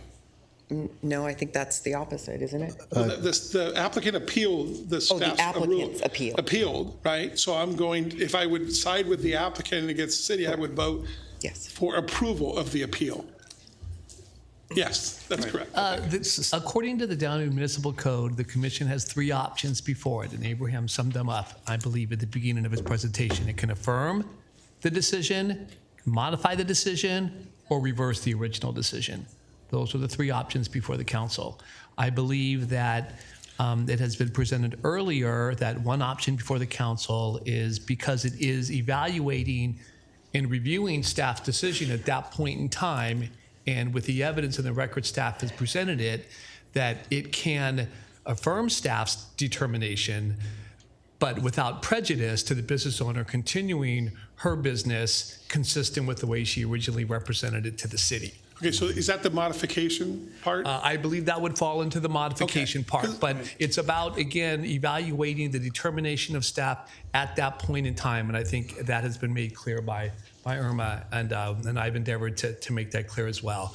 But again, the decisions or the option points are for the affirm the decision, to modify the decision, or reverse the decision, and that comes straight from the municipal code. Great, thank you for that clarification. Commissioner Morales. Yeah, the term modify the recommendation, I know it's not a CUP, therefore we can't impose conditions. I would love to be able to go as far as saying we don't agree with the decision. However, we do want to impose a condition, which we can't because it's not a CUP, saying that there'll be no window displays. Now, let's say if we were to say that, does that put us in violation of the First Amendment? By saying you can't display your product?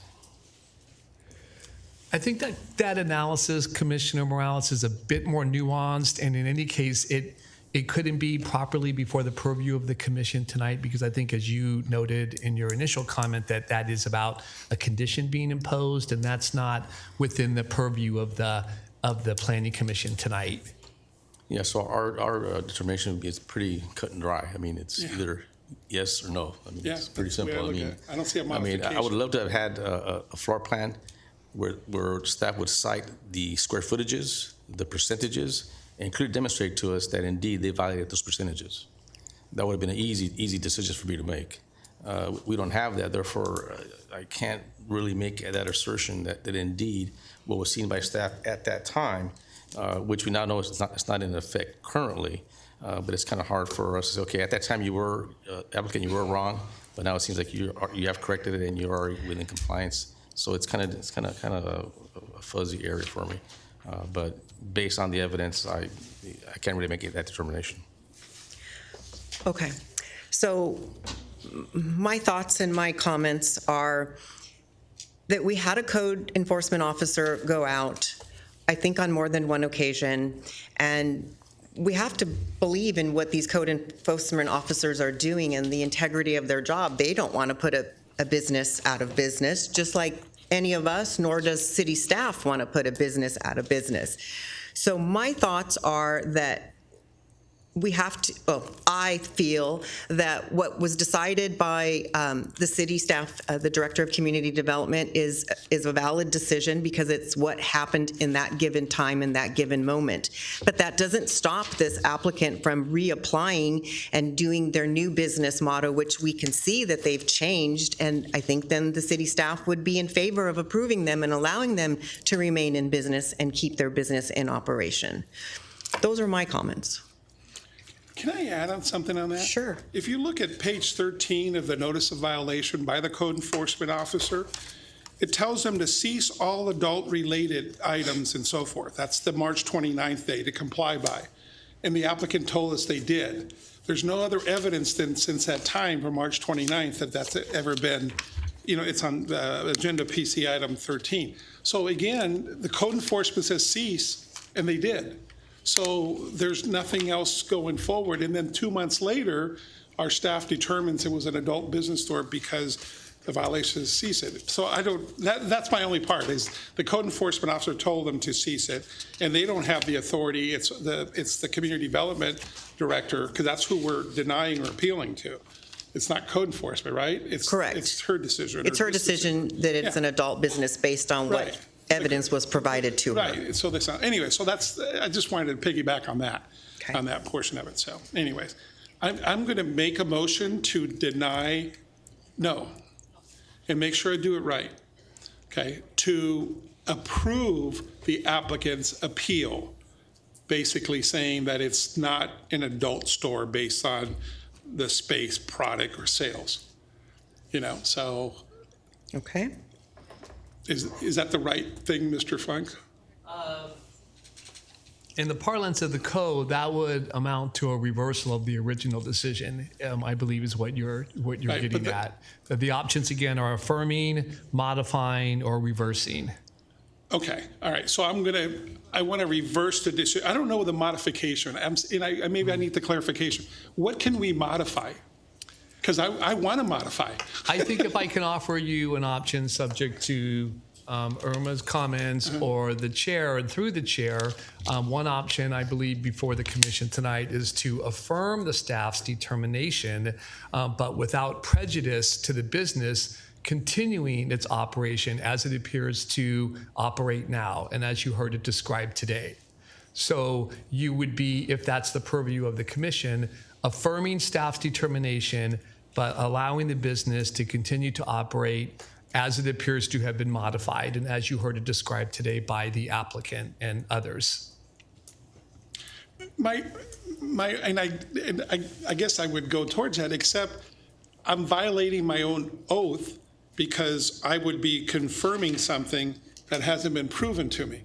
Okay, this thing here says that this is the facts, and yet I don't agree with the facts. It's not 20% of sales. It's not, product, and it's by 3 out of 55 products and so forth. So, okay, I'm clear now. I'm going to vote to reverse it. I want to go modified because I believe in that, but then I have to say I agree with this, and I don't agree with this. It doesn't meet the definition of our Downey Municipal Code. So, okay, all right. I make a motion to reverse then. Okay, clarify it, please, reverse. To reverse the staff decision that this is an adult store based on the Downey Municipal Code. I haven't been proven that it is based on the Downey Municipal Code. Again, please don't nobody interpret it based on taste or the products or anything else. Based on the evidence before us, based on the Downey Municipal Code, it hasn't been proven to us that it's 20% by space, by the number of products, by sales, by anything that it violates the Downey Municipal Code, except that it was in bad taste a couple of times on the window, and they haven't done it since. So I want to reverse it based on the evidence before me, and that's the only thing I can do. Okay, so I think we all understand the motion. Is anyone wishing to second the motion? Well, before we second the motion, there's a lot of explanation, a lot of clarification needs to be done. How do we control such a thing? And what about the applicant does it again? So I agree with that. I think this item needs to come back one more time to find out. It's not just a matter of yes or no, or yes, I agree, or yes, I disagree. I think there's a lot more to it than that. I think Mr. Guerra have mentioned good items. The 20% is, again, in my opinion, I agree with him. It's a perception. The applicant wants to make a living, and if we deny, whatever we decide tonight may affect his business. But I think we need to clarify a little bit more. I think we need to meet a little bit more on this issue. Deciding tonight whether to agree or disagree, it's not going to resolve that issue that the applicant may do this thing again, or the applicant may not do it again. So I'm going both directions, agreeing and disagreeing at the same time. Agreeing, yeah, the applicant has a point. Yeah, that's not an adult place. Municipal code say anything above 20%. But again, this is just how do they base the 20%? On photos? Yeah, we saw the report. But then again, the report is just a perception of the officer looking at these things. So what happens if the applicant, when he sees the officer come in, he hides all these displays somewhere else? And the officer walks in, he doesn't see anything. Oh, it's been cleared. And then once he walks away, they put him back up. There's a lot of variables here playing.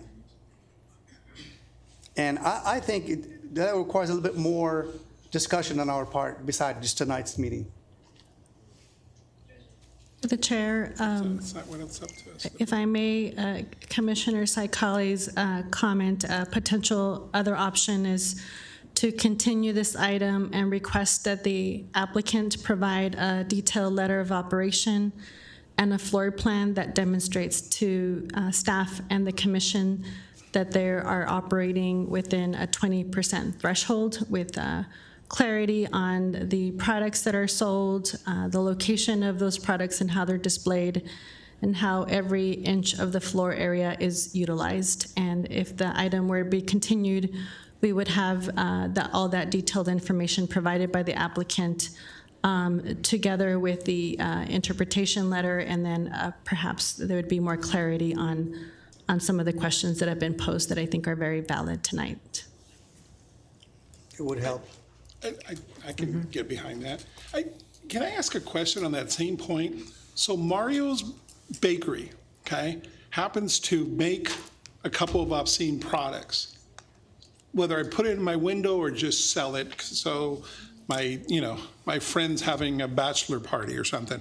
How does that get interpreted? In other words, is it a one-off, or is it again percentage or so? So I think that's the answer that we're all looking for. Like, if the applicant promises not to do it or gives the business plan or so forth, it sounds like now they're operating within the law, within the code, under any direction. But anyway, I guess what I'm trying to say is, how do we prevent other people from doing that? What's the First Amendment rights, like you said? And is it, if we have a code that says 20%, I don't know what the right number is. I don't want to see obscene things in any bakery, including Mario's Bakery. I don't want, but, anyways. I agree with you. I think maybe we bring it back and discuss it and get a plan and have a discussion about that, so. Because it sounds like we're conflicted. Thank you. This is going to set the precedence for all the other businesses doing the same thing. What prevents other businesses doing the same thing? Hey, I'm within my code, 20%. I'm going to display whatever I want. I'm within my 20%. In-N-Out Burger. Hey, you want a different kind of a burger shape? Well, I'm performing within my municipal code. With the secret sauce, right? You know, there got to be some kind of a should I say? It's either this or that, not in between. Right now, we're working around in between. And based on a hearsay or a perception on an individual that you're operating is such an adult place, based on their perception, that could be a biased decision. But then again, we need to define from the municipal code whether we allow such a thing to happen or does not allow such a thing to happen. If it allows it, then what's the stopping for other businesses doing the same thing? You can't. Then what are you going to do? This starts with this bakery. Where's it going to end? What about if you go to the restaurant? Hey, same thing. So we need to define whether we allow such a thing or we don't.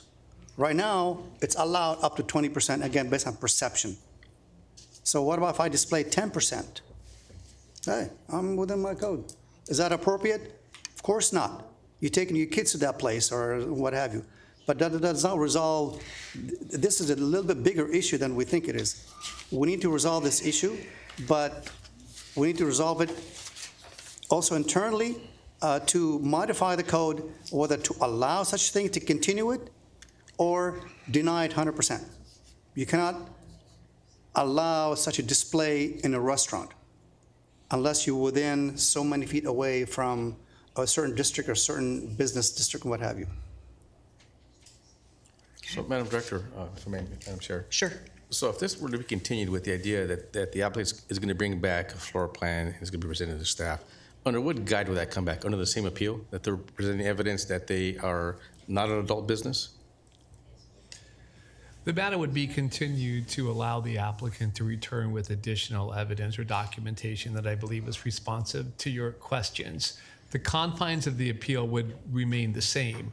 That is, the decision before you would remain the same, but it would be made with the, based on the added or with the benefit of the added documentation or materials that you appear to be seeking from the applicant today. In any event, we couldn't prohibit a display of these items at the window. That is correct. If the applicant stays, for example, 1,000 square feet, doesn't utilize more than 20% of that floor area for those products, but the 20% is focused on the storefront, the staff or the code or the commission does not have the purview to prohibit that. That'll be my biggest concern is the display of the windows. The window. And I do agree with the commissioners that of the 20%, but that still doesn't get us beyond the window display, which seems to be the The biggest interesting thing to me is that, I hadn't met the applicant until tonight, and I hadn't heard any of that stuff until tonight and so forth. But it sounds like they want to do the right thing once they were told about it. We don't agree with their business model. I don't, and so forth. But it wasn't done with the intent to be an adult store. So even with the intent on there, it sounds like they've met all the obligations of meeting with staff on a regular basis. So anyways, I just think that, maybe we're overthinking it, but maybe there needs to be a code to prohibit, penises in window stores, I mean, but anyways. Madam Chair, if I We have a can. motion on the floor. I don't know if we haven't. So there was no second, though? Well, The he was motion. going to ask. Unless Commissioner Sally wants to make that motion to continue and give the applicant and Well, staff. I would like to opportunity. continue this item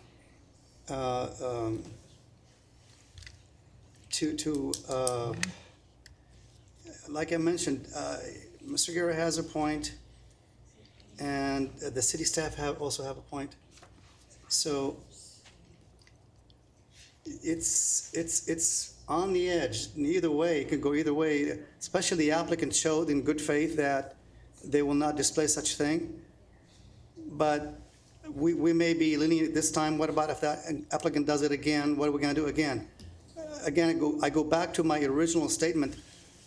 We needed to modify whether decision, or we need to modify the code to whether to allow or disallow such a thing.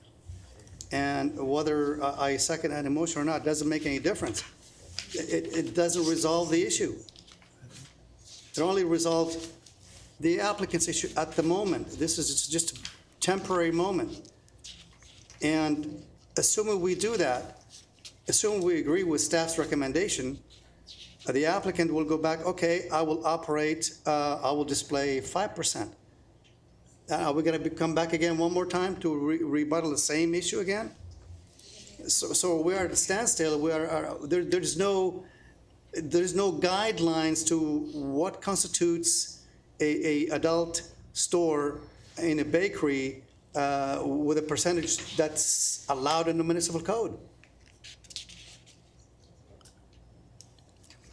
Madam Chair, members of the commission, if I may offer a potential another alternative is I understand that the business operations now is different from what was presented in the staff report. So perhaps another option is for the commission to take no action on the whether to concur or reverse staff's interpretation, since it's almost irrelevant to current business operations. So the potential motion from the commission could be to not take an action on the interpretation of regulations, but direct staff to work with the applicant to ensure that the floor plan does not exceed 20% based on square footage, and that be presented to staff, and that from there forward, the business is required to operate in compliance with their business license awesome. application. I'll make that motion. That's awesome. That's exactly what we should do. That way there's no action. You work with them to go forward on there, and then you can always have that. I make that motion. Okay. Thank you for that solution. Okay. Yeah, I think that would just be essentially putting the appeal in abeyance, if you will, even somewhat indefinitely, acknowledging that it was made and that it was before the commission, but that the commission elected to hold the appeal in abeyance and take no action at this time and follow the course of action as suggested by the director. That's awesome. I would draw my original motion and make that motion, please. Okay, Madam and Chair. then Commissioner Morales did second that motion. I don't know if you guys heard that. No. No, I didn't, but thank He did. you. That's good. Correct, you did. Correct. No more discussion. So Yes, I'm trying to. So for the record, Mr. Guerra, we need to clarify the motion. The motion is to not to take any action. Not to take any action tonight, have staff go work with the applicant on there, make sure that they're in compliance, and we go forward, and I guess we can always bring this back if they're not. And that's the perfect solution at this time, in my opinion.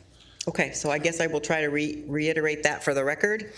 So it has been moved and seconded that we not take any action tonight on PLN 24-0013, and that staff will work with the applicant. Further point of clarification, Madam Chair, to work with the applicant to comply with the 20% based on the tenant space's gross square footage. Okay, perfect. May our Planning Commission Secretary do our vote now electronically? I'm sorry, one more thing before we start. I have a question. Sure. Does the Planning Commission has any authority as far as display objects on the window that is visible within the street side? In other words, if the The public... commission does not have any purview on designating where someone can display their merchandise. You could put it in your house window if you wanted to, too. Halloween. Go ahead and vote. It's up, guys. Yes, thank you. Yeah, good.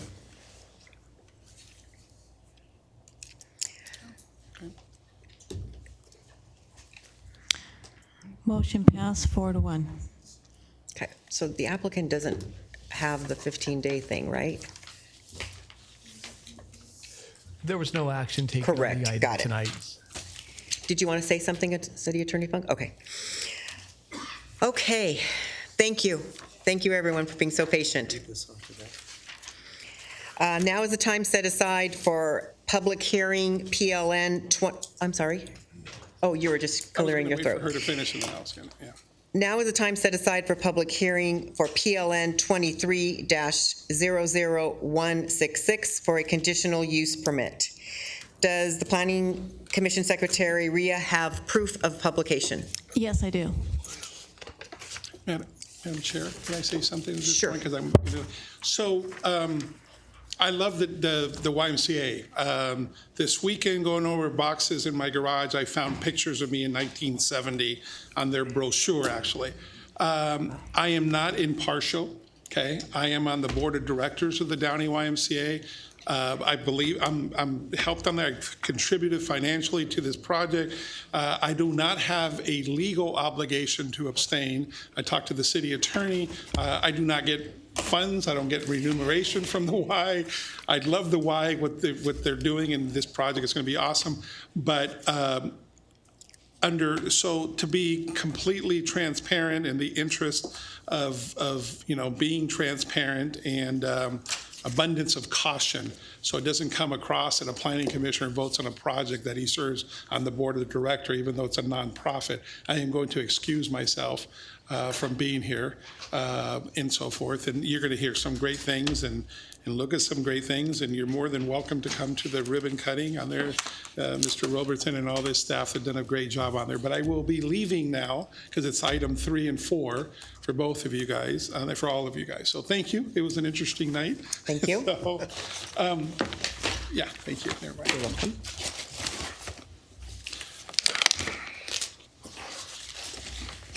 Take care, gentlemen. Rhea, I'm sorry, did you say if we had proof of publication? I kind of missed if you did. Yes, we do. We do, okay. Will the Community Development Director introduce staff making this presentation?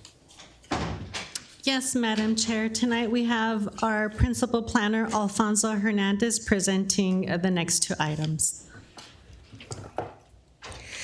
Before I open the public hearing, oh, I'm sorry. Go right ahead, Alfonso, sorry. Thank you, Chair. Here we are. Good evening, Chair Uva and members of the Planning Commission.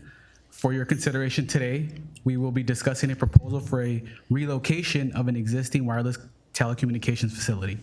Specifically, the applicant is requesting a conditional use permit.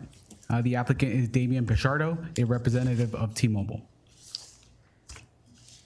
Specifically, the application is a request to relocate an existing roof-mounted wireless facility on top of an existing YMCA building and move it to another YMCA structure on the same lot. The site is currently zoned OS, or open space rather, with a general plan designation of office. The wireless facility is allowed per a conditional use permit on this zone. The general plan and zoning is inconsistent, and I will be discussing that in the next public hearing item. Onto the background, the site is currently developed with a vacant YMCA. The request is for the relocation, again, and the relocation of a south site. The relocation of the south site was prompted by a new proposed YMCA facility, which will require the demolition of the building which is associated with the south site. The portion of the building to be demolished is outlined in yellow, and the existing south site is outlined in blue. Outlined in green is an existing gymnasium that is proposed to remain on the site, and in orange is the placement of a new proposed south site. Some more background, the site is a total of 83,980 square feet with a building size of 57,673 square feet. The portion to be demolished is a total of 53,302 square feet. And lastly, the existing south site was approved by the Planning Commission on January 26, 2006.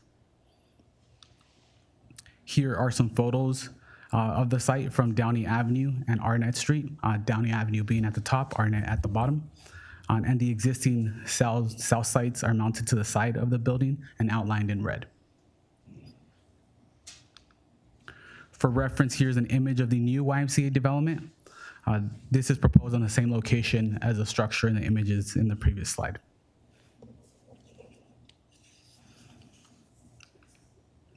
Here is the view of the project's roof plan.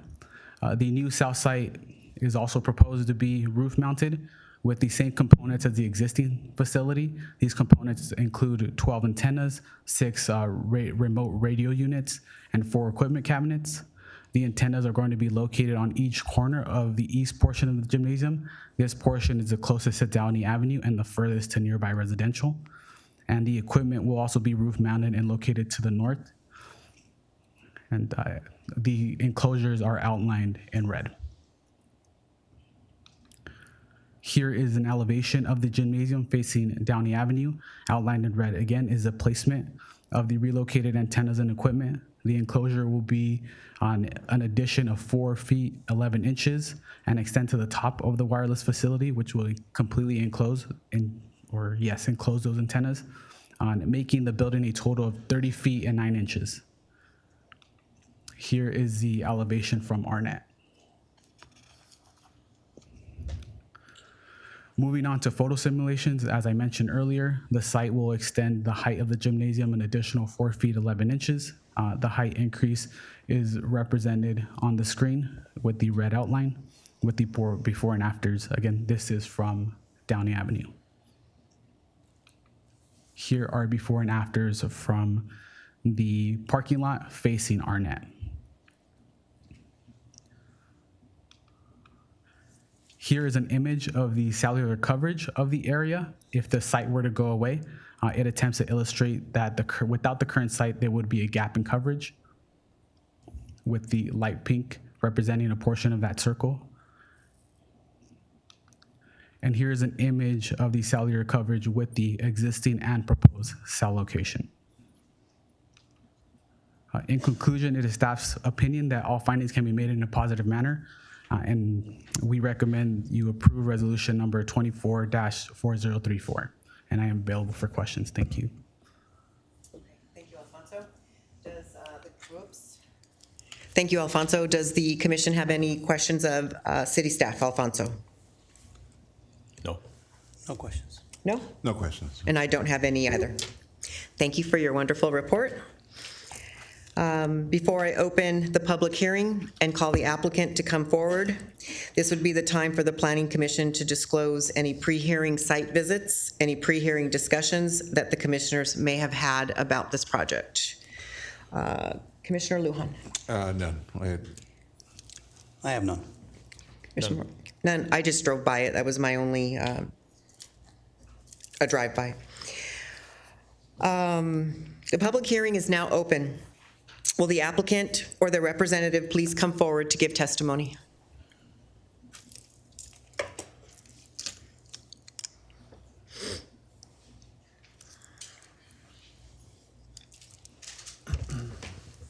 Good evening. Good evening, Chair and Commissioners. My name is Damian Pichardo. I'm with Coastal Business Group representing T-Mobile. I'd like to thank the staff for the presentation today and working with us throughout this process. I would like to add a couple of things to that presentation and regarding the conditions of approval. And I'd like to state for the record that we've been informed by staff that conditions of approval number 9 and 10 we have a choice to comply with either or of those conditions.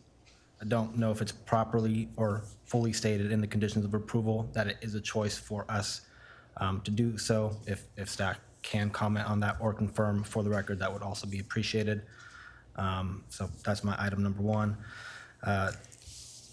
Item number 2, I'd just like to comment that the photo simulations provided are of course with the current conditions of the gym. I think the YMCA will be presenting some alternatives to that paint and finish. And on T-Mobile's behalf, we're open to that paint and finish of our FRP screen so that it matches the YMCA's plans. And otherwise, I'm here to answer any questions from the commission or the public. Any questions? None. No. Okay. No. Thank you. Thank you, Damien. I have a clarification, if I may, regarding your question was regarding conditions number 9 and 10. Yes. Number 9, just for clarification to the commission, is that all the walls of the equipment enclosure and roof-mounted screens shall be finished with graffiti-resistant materials. And then prior to the issuance of building permits, the applicant shall demonstrate satisfaction that the finished materials comply with this requirement. And number 10 is that any graffiti applied to the site shall be removed within 48 hours. Is that your understanding of 9 and 10? That is how I read 9 and 10. My current understanding after speaking with staff is that we can comply with either or of those two conditions. So we can either comply with condition number 9 or comply with condition number 10. If I could add, so the conditions stem from a code requirement in our public works section of our code. It illustrates options that the public works director has to enforce graffiti being removed. One of those options is that they do graffiti resistant paint or they remove it within 48 hours. We placed both, but either one would satisfy that code requirement. So when speaking to the applicant, the concern is that the structure is 25 feet above the ground, so nobody's more than likely going to graffiti on it, but they didn't want to do the graffiti-resistant paint. If they chose not to and removed it promptly, that would still satisfy that section of the code that we derived these conditions from. So it only applies to the area where the antennas are at then, so not below? I mean, obviously, if somebody goes and graffitis on the lower area, that's not their responsibility, it would be the YMCA's responsibility? For this project, we would only apply it to the enclosure. However, all properties are subject to those code restrictions, so the property owner would be required to clean it up. And if I could further that, the property owner would be responsible for all maintenance on the property, so I imagine even if the enclosure were to be graffitied, the property owner would clean that up as well.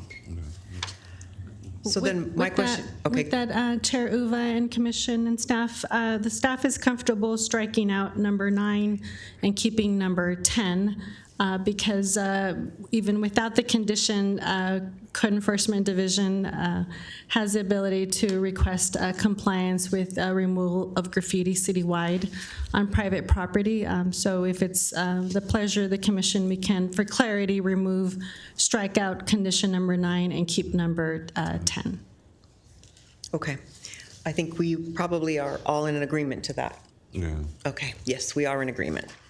Okay, thank you. Thank you for clarifying that and bringing that up. Yeah, thank you, guys. Is there anyone who would like to speak in favor or in opposition to this application? Members of the audience wishing to address the Planning Commission regarding this public hearing project may come up to the podium when their number is called. This time it will be salmon-colored cards for this project, and the speakers have 3 minutes to come forward. And this is for this public hearing only. Anyone taken number 1? I can't see. Is number 1 taken back there? I don't know if it's yellow in the front? It's like salmon, orangey. In the back? Yeah. It does, it looks like one's there. It's like one. Okay, so no one in the audience is wishing to come forward. Yeah, they're all ones. They're all ones. Okay, great. So now the public hearing is now officially closed. It is now time for the Planning Commission to deliberate. Do the commissioners have any questions at this time, or would you like to discuss the item? I have no comment, Madam Chair. I'd like to make a motion Great. to adopt the Planning Commission resolution number 24-4034, approving the project. I'll second it. Okay, it has been moved and seconded.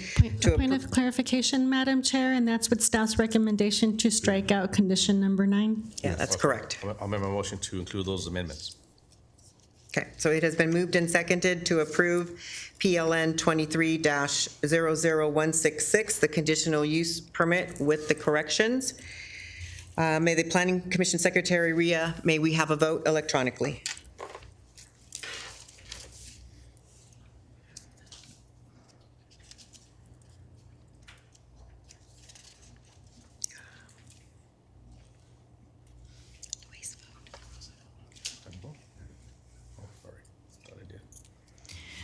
Motion passes 4-0.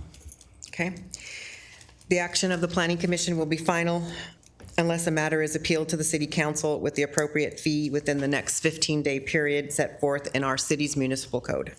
And just point of clarification for the record and for the minutes, the action was to approve the project 4-0 with Commissioner Guerra recusing himself per his earlier statements. Thank you. Thank you. Now is time for number 4. Now is the time set aside for a public hearing for PLN 23-00168, a zoning change, a site plan review, a conditional use permit, variance, and a lot merger. Does the Planning Commission Secretary, Rhea, have proof of our publication? Yes, I do. Will the Community Development Director introduce the staff making this presentation? Mr. Alfonso Hernandez, our principal planner, will be presenting tonight.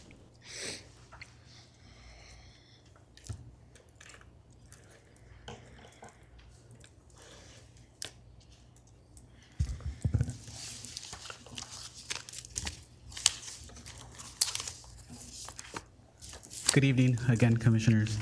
For your consideration, today we will be discussing a proposal for a new YMCA recreational facility. Specifically, the application is a request for a zone change, site plan review, conditional use permit, variance, and lot merger. The applicant is Rodrigo Abello, a representative of YMCA.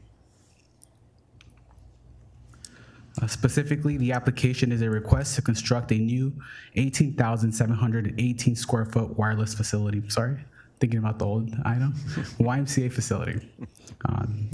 And gymnasium with an addition of 975 square feet. I'm sorry, I should reiterate again, the gymnasium is to be retained, it's already on site. A more in-depth breakdown of the different permits. First is a request for a zone change to modify the existing zoning from open space to commercial office to match the appropriate general plan designation on the site. Next is a site plan review to analyze the design of the structures, the layout of the site, and compliance with applicable municipal codes. Next is a conditional use permit to allow the operation of a new parks and recreational facility. Next is a variance to retain 2 legal non-conforming project elements related to setback and height. And lastly is a lot merger to consolidate 3 parcels. Some background.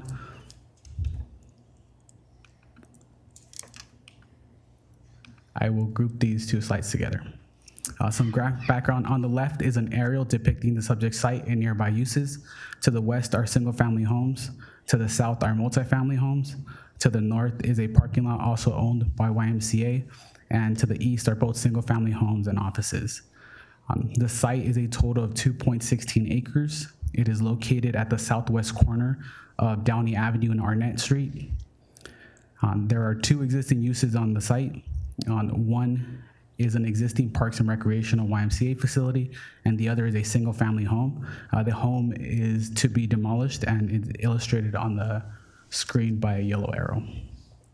The existing building size for the YMCA is 60,927 square feet. The home was constructed in 1947, and the YMCA was constructed in 1965. Here are photos of the existing YMCA. The top facing Downey Avenue and the bottom facing Arnett Street. And again, for reference, outlined in red is the antennas that we discussed in the previous public hearing item. Here's also an additional photo off of Downey Avenue showing the rear gymnasium that is proposed to retain to stay on site, outlined in yellow. And for reference, again, there are additional antennas on this side, outlined in red.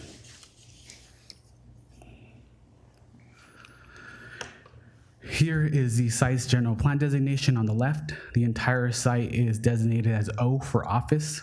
The zoning of the subject site is shown on the right and holds 2 zones because there's 3 different properties. One of the properties is open space and the 2 other are commercial office.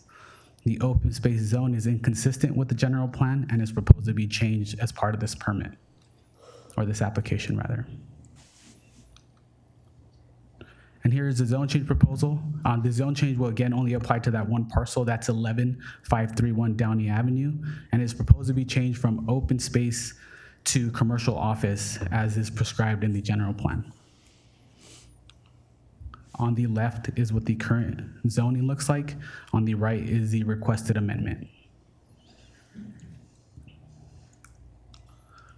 Moving over to the site plan review, here's a rendering of the new 18,718 square foot YMCA building from Downey Avenue looking north. And here's another rendering of the main structure from the Downey Avenue and Arnett Street intersection.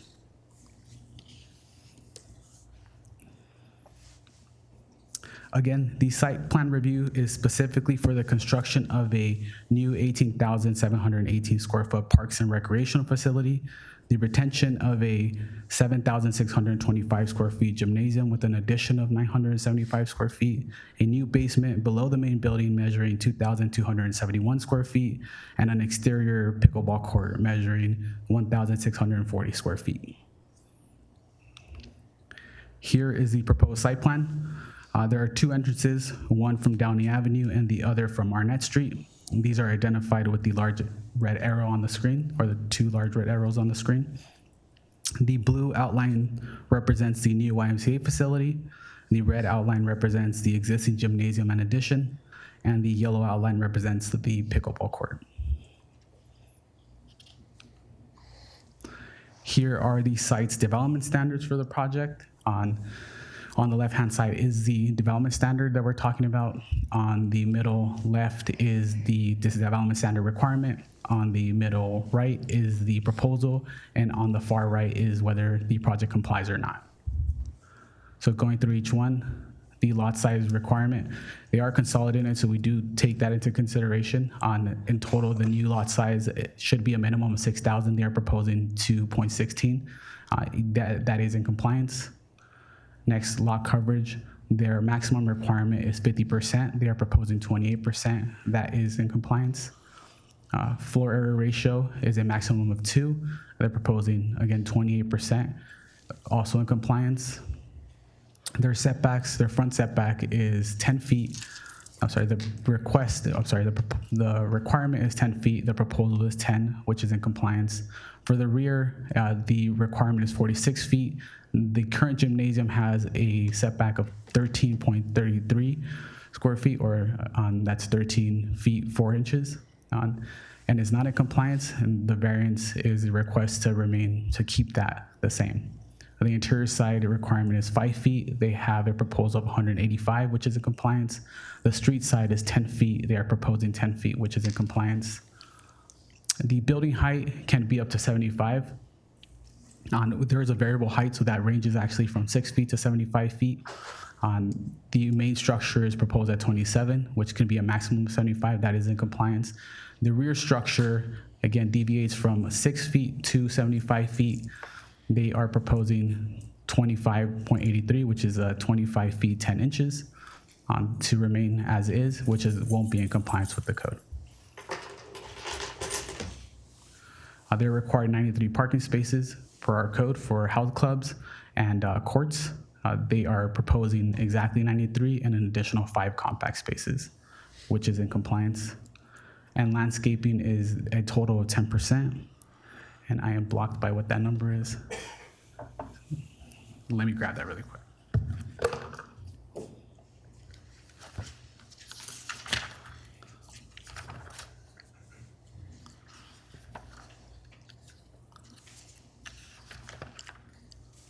So for reference, that will be 9,434 square feet of the site landscaped.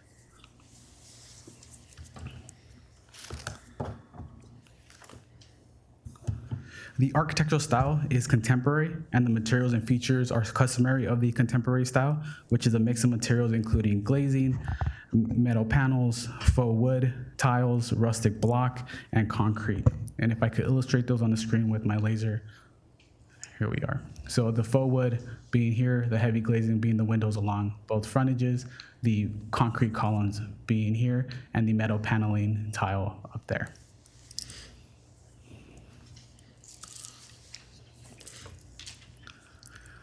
Here is the elevation of the main building from Arnett Street to the north. The structure will be a maximum of 27 feet. Here's another elevation facing Downey Avenue from the east.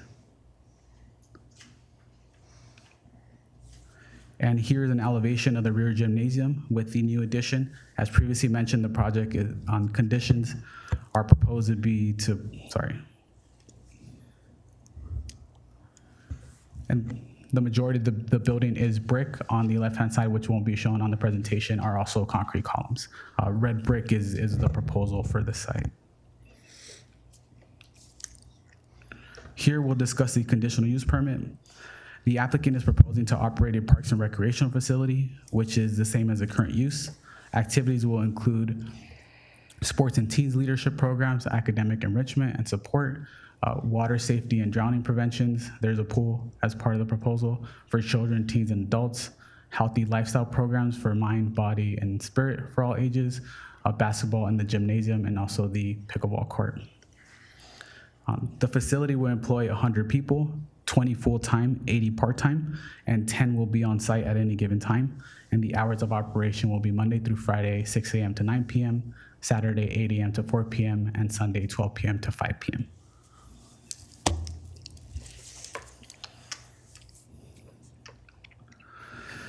As previously mentioned, the project also involves a variance. The request to deviate from DMC section 9410.12C.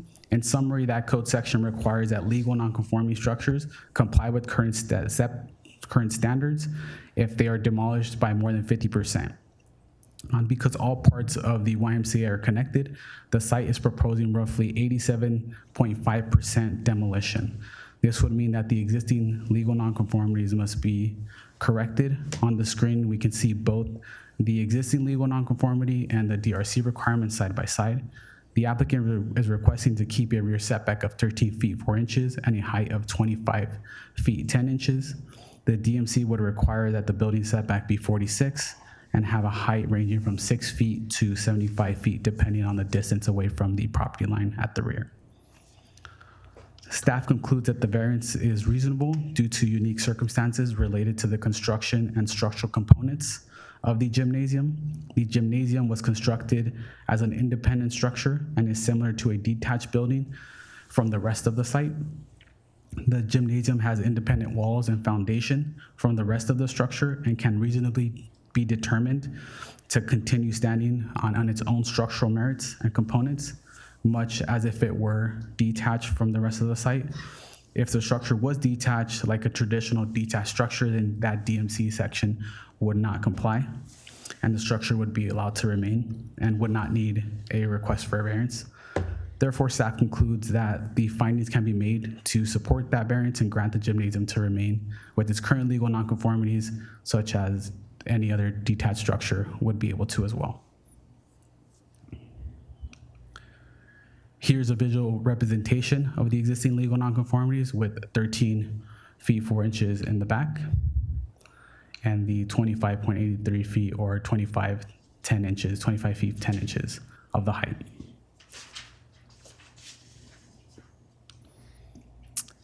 The last application component is a lot merger. Currently, the property is split into 5 lots legally per the recorded deeds or 3 assessor parcels in the assessor's parcel map. The YMCA purchased parcel 4, shown on the top of the screen as par 5, which is currently developed with that single-family home I previously mentioned. The lot merger consolidates all these separate lots in order to facilitate the project and also for the placement of that main building. Here is a view of that lot merger after it's merged. On August 8, notices were sent out to all property owners and tenants located 500 feet from the property, as well as posted on the Downey Patriot.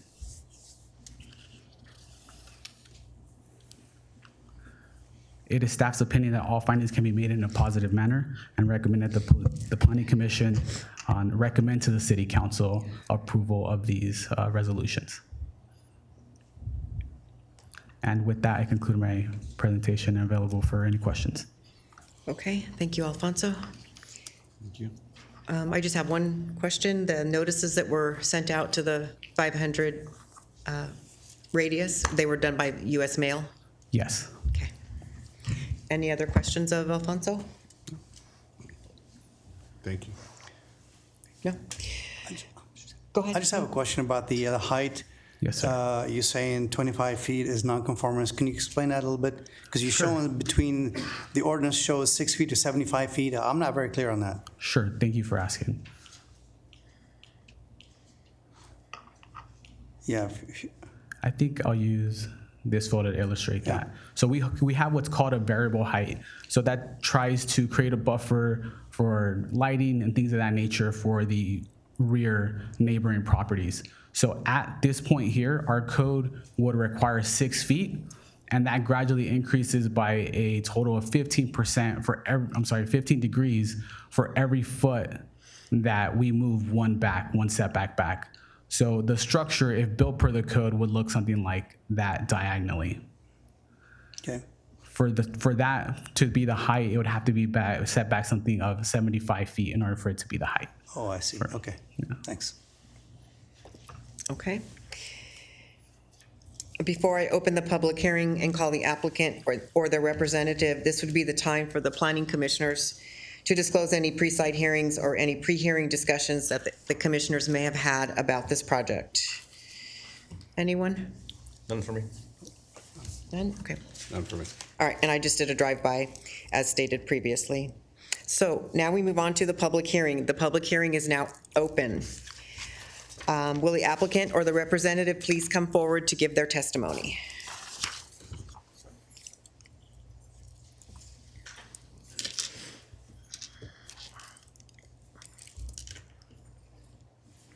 Good night. It's night. So it's short of a miracle what we're doing with the YMCA, right? We're taking a 3-story high facility, roughly 70,000 square feet, and we're gonna build back, keeping the gymnasium, something that is on the shy of 25,000, 1-story high, and the facility would provide the same services that it was providing prior to COVID. The facility was shut down at COVID time, and we provide the same services. A far greater, when I talked to Alfonso about it, we have a smaller footprint, we'll be more energy efficient, and we have everything that we want for our community. So we're very excited. I can't wait until to break ground on the project. I know there is a lot of people who are fond with the YMCA. I'm one of them. I work for them now, but my kids started there. So if you have any questions, please. What's your name, sir? Rodrigo. Thank you. So no pool? Oh, it does have a pool. That's why the building you see taller, that's a natatorium. It does have a pool. It does have a pool. Our pool, yes, our pool is gonna bring the programs. Basically, I mean, you can do swimming laps, but it's for children. And also at the center, we usually build them taper, so the center is deeper. So that is used for aquatics for elderly. Okay. Yeah, I didn't see it on the list of activities. That's why I asked. Oh, my bad. Yeah, yeah, we do have a pool. Okay, awesome. Okay. Any electric charging stations for vehicles? We do have, where the building shows the 25.83 feet, that area. I can't remember how many we have. We have EV ready. So they will be EV ready. I'm not quite sure they were ready to install, but they'll have the conduit and connection to have it ready when we're ready to develop. The building, the 1-story facility, is going to have a section of the roof that is going to have some solar panels to comply with code as well. Okay, great. All right. Thank you, sir. Thank you for coming forward. Thank you. Absolutely. May staff confirm that there has been any correspondence in favor or in opposition? No correspondence. Okay, thank you. Is there anyone who would like to speak in favor or in opposition of the application? Members of the audience wishing to address the Planning Commission regarding the public hearing project may come up to the podium when their number is called. We are now calling the mustard yellow colored cards for this project. And the speakers will have 3 minutes to address the Planning Commission regarding the public hearing project only. I'm guessing anyone going to come forward? They're all ones in the back. They're all ones in the back. Okay, great. The public hearing is now closed. Now is the time for the commission to deliberate. Does the commission have any questions at this time, or would the commission like to discuss the item? Just want to say one thing. I remember that location of the Y when I was much younger. I used to go to that place, go to the pool. gym. I really enjoyed it a lot, and I was so sad when I saw it close. It's been closed for so many years, and I'm really glad to see it coming back to life. Congratulations. My comments are very similar. It looks like a beautiful state-of-the-art building, and I'm sure our community is really going to enjoy each and every aspect of it. And it looks like you've got some really nice activities for youth involved. And I like the fact that there's some daycare for parents who are bringing their small children in there, so the parents can do their exercising or whatever they need to do while the children are being entertained. So it's a great project. Madam Chair, I'm looking at the various entitlements. I think it all complies as staff presented. Site plan review, it meets the conditions, meets the site development. CUP, we're identifying the use. Variance, I mean, I think the setback as reduced. It exists currently, so it doesn't provide an impact. Zone change needed to make our zoning map and our general plan map consistent, which I agree with that. And of course, lot merger. It was like seeing lots merge as opposed to split. So I'm in agreement with the staff's recommendation. It's a nice project. It's been a long time, and the community's been waiting for it. And I'm glad we're at this stage now, so we can move forward. Great. What is the pleasure of the Planning Commission? May I have a motion? Motion to adopt PLN 23-00168 zone change, site plan review, conditional use permit, variance, and lot merger. Second. Commissioner Sarkali seconded it. So it has been moved and seconded to approve the PLN 23-00168 zone change, site plan review, conditional use permit, variance, and lot merger. May our Planning Commission Secretary Ria, may we have a vote?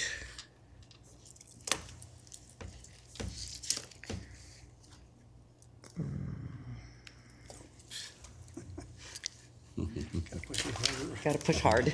Motion passes 4-0 with Vice Chair Guerra recusing himself. Great. The action, may I remind the applicant that the action of the Planning Commission will be final unless the matter is appealed to the City Council with the appropriate fee within the next 15-day period as set forth in the Downey City's Municipal Code. Thank you, gentlemen. Thank you for waiting so long and getting through a long agenda tonight.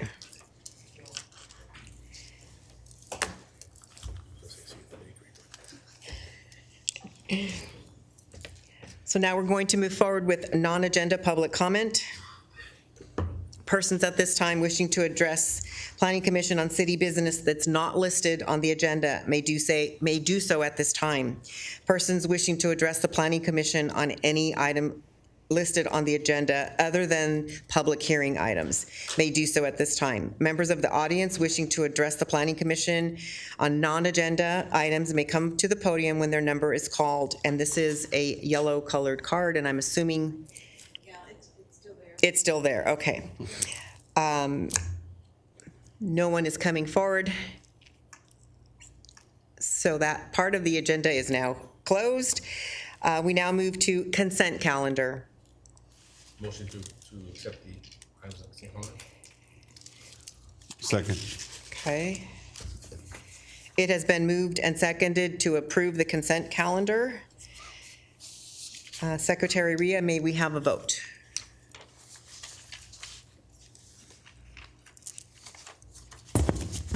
Consent calendar passes 4-0. Other business? We have none today, is that correct? I think so. Does the Community Development Director have any additional comments? Yes, Madam Chair. I just would like to commend staff tonight. Alfonso Hernandez, our principal planner, has worked very hard with the YMCA team. As you saw in the report and behind the scenes, there's a lot of detail and a lot of communication and follow-through that he has taken care of to bring this item tonight. So congratulations to Alfonso, and he just realized he's outside of the room, but he'll listen to the video. We'll tell him. Just commending staff. And also Abraham Luna, our associate planner, earlier item was complex and not a conventional item for staff, and I just would like to commend him with working directly with our code enforcement team on preparing that item for tonight. So besides that, we have a couple of other members of the staff that have been in the audience. They've left, and they have others that are here. We have a very robust team, I'm happy to say. They work very hard, and along with Ria, to carry out the day-to-day operations of the planning division and coordinate with our other partners and departments. So just commending the entire staff for that. And then I also would like to share that we have a recruitment open for formerly we had a city planner position that was designated to oversee the planning division. Under my oversight as director, that position has been retitled into a deputy director overseeing the planning division. We opened that recruitment a few weeks ago. We were unsuccessful in concluding with a selected candidate. We did have very good applications, but in the end, the applicant decided to stay, the one that we selected decided to stay at their place of employment. So we have reopened the position, and so that is, I think, one last major missing piece of the planning division and the community development department. I just wanted to give you that update, but in the meantime, we're holding it together, I would say, very well, and I commend the staff for being a big part of that. Thank you. Yes, and I think we all agree that we do have an amazing city staff for our planning division, and Irma, you're the head of it, and you really do a great job, and everyone there does an amazing job. I've seen you guys interact with people at the counter. I helped a fellow colleague at work, and Abraham met with us and went over the project and just in great detail. So you guys really do an amazing job. We appreciate that. Thank you. All right, so we are adjourned at 9:05. Thank you, everyone.